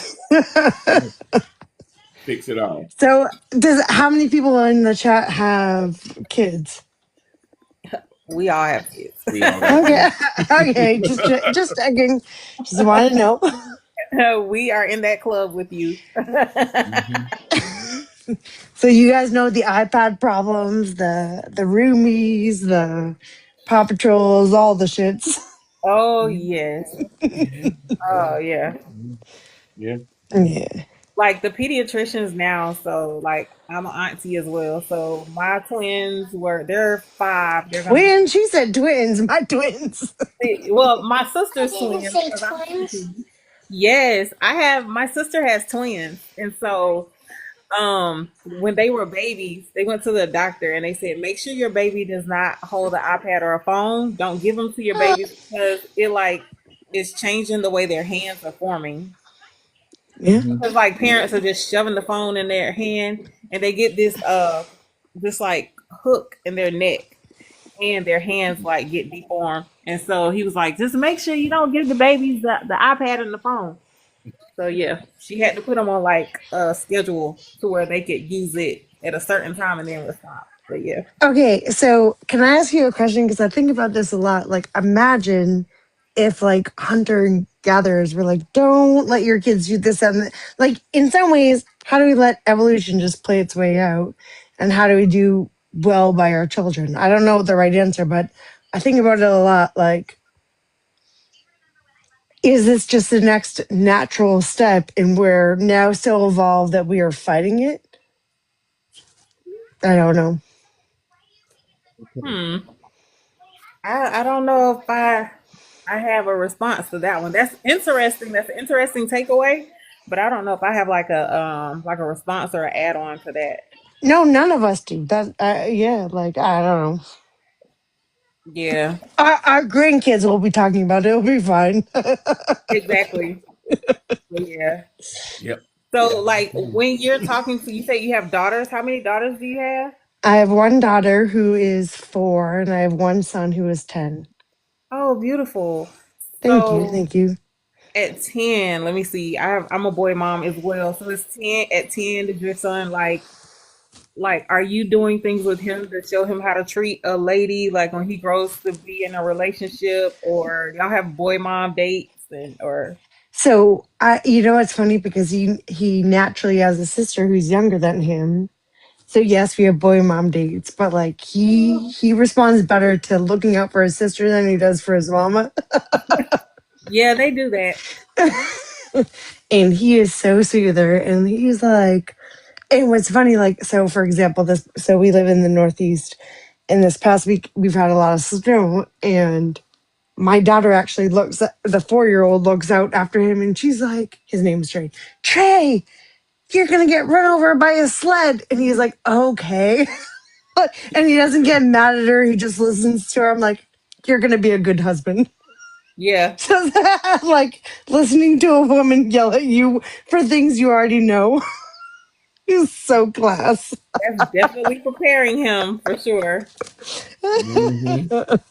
Oh yeah, that is. And and he's not he never reacts with like, I already know, you don't have to tell me. He's just like, okay. Does his dad have those same mannerisms with you? Yeah, he does. Yeah, so that's where yeah he's learning that behavior from like watching how his dad loves you. That's so amazing. Yeah. Yeah, Oh, it I is love that for special. y'all. Are you all like in the city or like Yeah, we're in the city. okay? Yeah, because sometimes the city can be busy and influence our Yeah. children, but yeah, Yeah. But yeah, exactly. No, to that point, which is why you need to be extra vigilant. Like yeah. this is how we do it.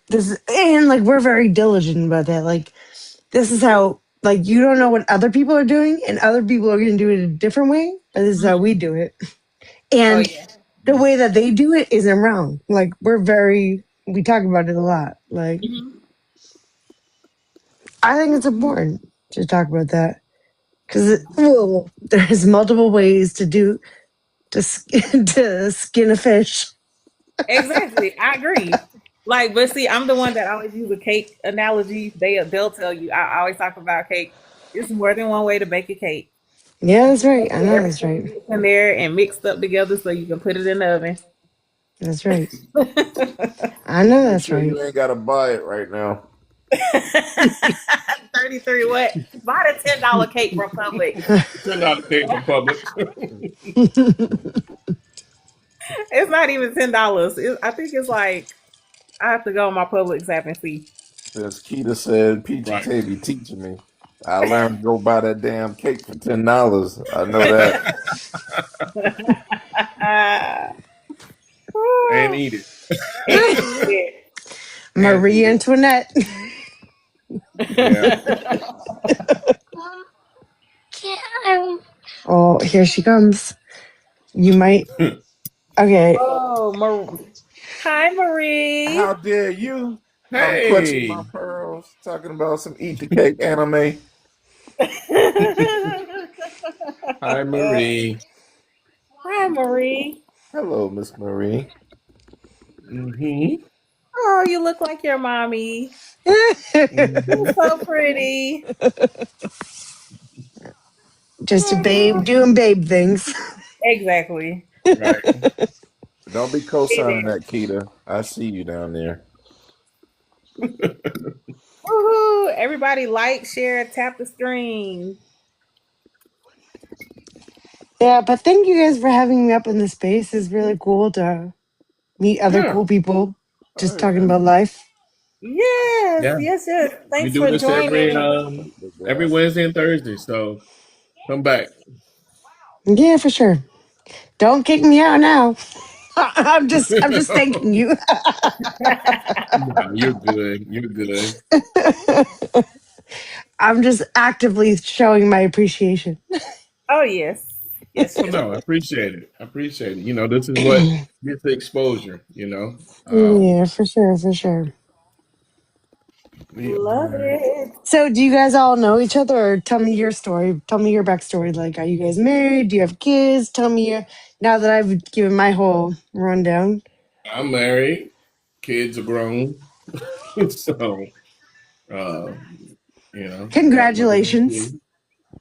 Oh yeah, yeah, yeah. But I mean, I feel like I started over with the grandkids being here, so uh, that's pretty much it. Lovely. So let's see. Well, I don't know these people. I just like to come on here and talk because they're all married or been married. I'm single and I'm just talking out my neck. And sometimes it sounds good. So, and they hype me up. So I just keep talking. Oh, that's what we do. We hype you up. Listen, Peachtree, I've only known you for a very short time and I have never seen your face, but I'm telling you, you're a good person. So you're going to find your person. Like, you can just tell Oh, by your vibe for sure. thank you so much. I love you so much for that. I really appreciate that. No, for sure. I truly mean it. Like, you seem like very down to earth. You have your priorities straight. You'll find your person. Oh, my director said when I get my pink Cadillac, he's coming. So I'm working on that right now. Okay, Mary Kay. Ah, yes, we got the pink Cadillac. Yes, yes, yes, yes. Oh, yes. Yes, ma'am. I'm a sales director. I'm working on that pink Cadillac. Okay, let's go. Yes, ma'am. Come on and Se- join the journey with me. Sell ice to an Eskimo. Come on now. Hey, love it. Love with it. Love it. Hey, Hassan, welcome in. Hey, what? Yeah, that's my boy. I think we So there, so guys. big guy. So big guy. What's your story? Need to go get a $10 cake from Publix. It better have a pink Cadillac on it. Okay. Dang. 33. Nah. Even K Marie got it. Dang. I love it. Know my love language. Oh god. Listen, sharpen that pencil. Okay. Man. So Y'all fun. Y'all real fun. Yeah. No, we're all just here. I'm here. I stumbled across everything. Hmm. Um, I'm just big guy, I guess. So listen, big guy. I already know. Do you play basketball? You're definitely a five. You're definitely like somebody draw out the space where he needs to be, set the pick, send him the ball. He's gonna score. Yeah, that was me. Listen, I was a point guard. I already know. Come Yeah, there through okay. you Okay. basketball. there you go. All right.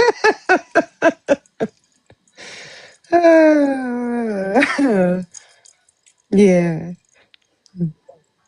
Well, listen, 33, big guy. The Talk world needs about it. people like you. You're gonna do fine. You're gonna find your peach tree. Y'all are gonna be great. Oh. There you Nah, go. it's all good. What God got for us, we'll have. Here we go. Get that bounce pass. Hmm. Where you at, Marlon? Sitting at 102. I don't know what God y'all see. dang. 89 too. I look. Let's I'm go. I see 893. 100. Now you got to go by this side. You gonna have to go by this side. It's almost there. 10 ain't gonna be nothing. We're about to knock Oh, that okay. down. I'm looking at 102. We 895 now. Tap tap tap tap tap. Tap, Yeah. tap, tap, tap, tap. God dang it. I'm I over keep here saying tapping too. it. Okay, so wait, big guy, did you really play basketball? Like I did. for I okay. did. I played of course, high school. Then I played here in Raleigh, North Carolina, at St. Augustine's University. Um, Okay. and then I played professionally. Uh, Okay. So as a big guy, mhm, my let me know if this resonates or if I'm being insulting. But as a okay. point guard, I always knew it was going to be tough practice when the Mhm. coach would pull out the trash barrels for people to puke in, Yep, that's and right. it, it You was better never believe for it. the guards. It was always for the big It's guys. always for the big guys. And here's the thing: as a point guard, Hmm. I would run my thing, and then I would always go back and run with my center Hmm. every single time. And I'd be like, "Come on, girl, you got this!" Like, and I was like, "You feeding me like you just talking the shit, talking all the shit," Yeah, I was a little because different. I was a little different though, because even though I played the center position, I kind of, you I were guess laying it on his feet. I was at the beginning of this whole transition of big guys being able to shoot and dribble. Yeah, for So, sure. No, hundred yeah, percent. I I Back was in on my that days, it spectrum. wasn't a thing. Post people are post people. Yeah, and no, it was for me, but I was a tweener. Oh, okay, I ran 3, 4, and 5. okay, let's go. Yep, I So was a Charles you still Barkley. play? Actually, I am bad hip and all. Listen now, I played in an old lady league last December, like Yeah, 2 months ago or a month ago, whatever. okay. It That's is a wild ride. And know what's crazy about it is like your mental aspect of the game changes because you are much more aware of your physical limitations. Mm, uh-uh. Not me. My brain moves faster than my feet now. Well, so once again, you're a tweener. So I'm 40. Mhm. I went through that in my 30s, and then I busted my ass a couple times. I was like, okay, so we gotta Yep, slow this bitch down. yep. That's what I said. My brain moves faster Mhm. than my feet. Oh, 100%. 100%. Because you still think you can do the moves that you used to be able to do. Oh no, I can do them. My foot just got in the way. You got one flat tire. Yeah, I got a bad wheel. Oh, you silly. No, it's true though. Well, I'm like, yeah, it's really true. Yeah, man. But I'm Well, it's funny because in the ambidextrous. old Levy League I play with so I'm the one and my four plays in the same league and I try to throw the same passes and neither one of us get it. I'm like, we gotta slow this shit down. But it's so fun. Like when I Mhm. tell you, it is exhilarating and it makes you want to be better as an old person. Yeah. I am old. Uh, I'm older than 33 Boogie or Big Guy. no, you're not. You're not Boogie. older than Free me. Boogie, Uptown Boogie.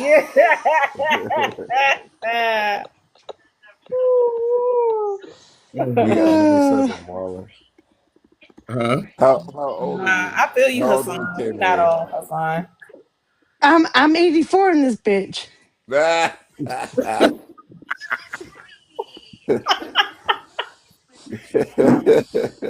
Oh, look at you. You guys are rocking me in the cradle. Is that what's happening? I'm young. Yeah, exactly. I told you I was old. Y'all didn't want to believe me. We all older than you. Believe me. Exactly. Not a chance. Yeah. Okay. Look, I got grandkids. So That doesn't mean a thing. Like, You want to know how old my oldest kid is? Okay. So I want to know how old you are because here's the thing. I have brothers who are could be your parents, and I have parents who could be your grandparents. But I like what I'm saying is birth order doesn't matter. Your age is all that matters. Okay.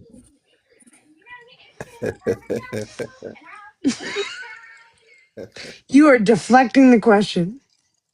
No, no, I'm 49. There you go. Okay. Lean in. Okay. All right. He's still Uh pulling them at the grocery store, but he married, so he got to make sure his wedding band blinging. yeah. Yeah, he good, he Always good. It What is. about It is. what about you 3 to 5? 3 to 5. 5? His positions. He said he played the 3 to 5. I'm sorry.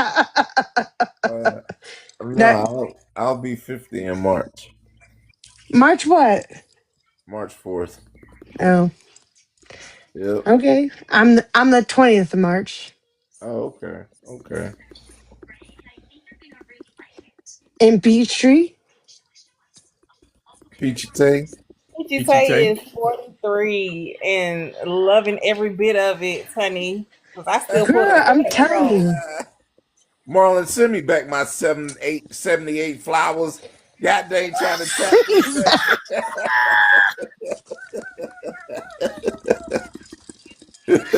Wait, Flowers. but Peach, what day? What like?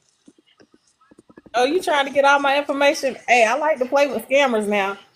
No, Ten okay, of, okay. Hey, listen, I'm just you can messing see with my you. face. I don't have two I'm just thumbs to messing put with it you. together. He's a class. No, I'm just All messing right, with you. Marlon. We got 1-on-1. 10, 11. Okay. Cool. Okay, okay. Oh, good All night, right. y'all. Oh, good night, We Kiki. appreciate y'all. We gotta see you next week, K Marie. This was fun. We gotta see you next week All right. Yeah, Yeah. for Tuesdays or sure. Thursdays. All Sorry, right. I wasn't looking at the chat. Sorry, Kiki, for sure. Marlon, you dropping them or you want me to drop them or what? You can Oh, drop I'm me, dropping. bro. I love y'all. All I right. got Matter of Welcome fact, to I'm the just gonna drop sis. everybody. Okay, well, Wait, make are we not starting a league? Why is it not happening? uh, Oh no, we all get ready to go to bed. The old people league. oops, my Mm-hmm. bad. Sorry about that. All right. And we'll holla. See you, Peachy. Oh man, Good guy. I didn't Holla. be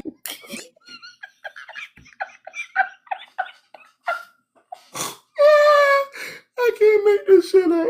Oh my god. Yo.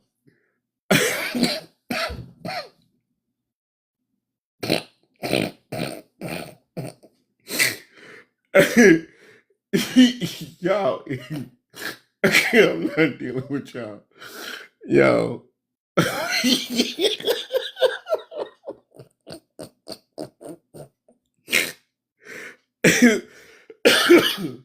Yo. I'm gonna holler at y'all, man. Um, oh, I can't deal with y'all in real life. Um, I love all you guys. I'm gonna see you guys. Wee! I'm gonna see all you guys next week, right?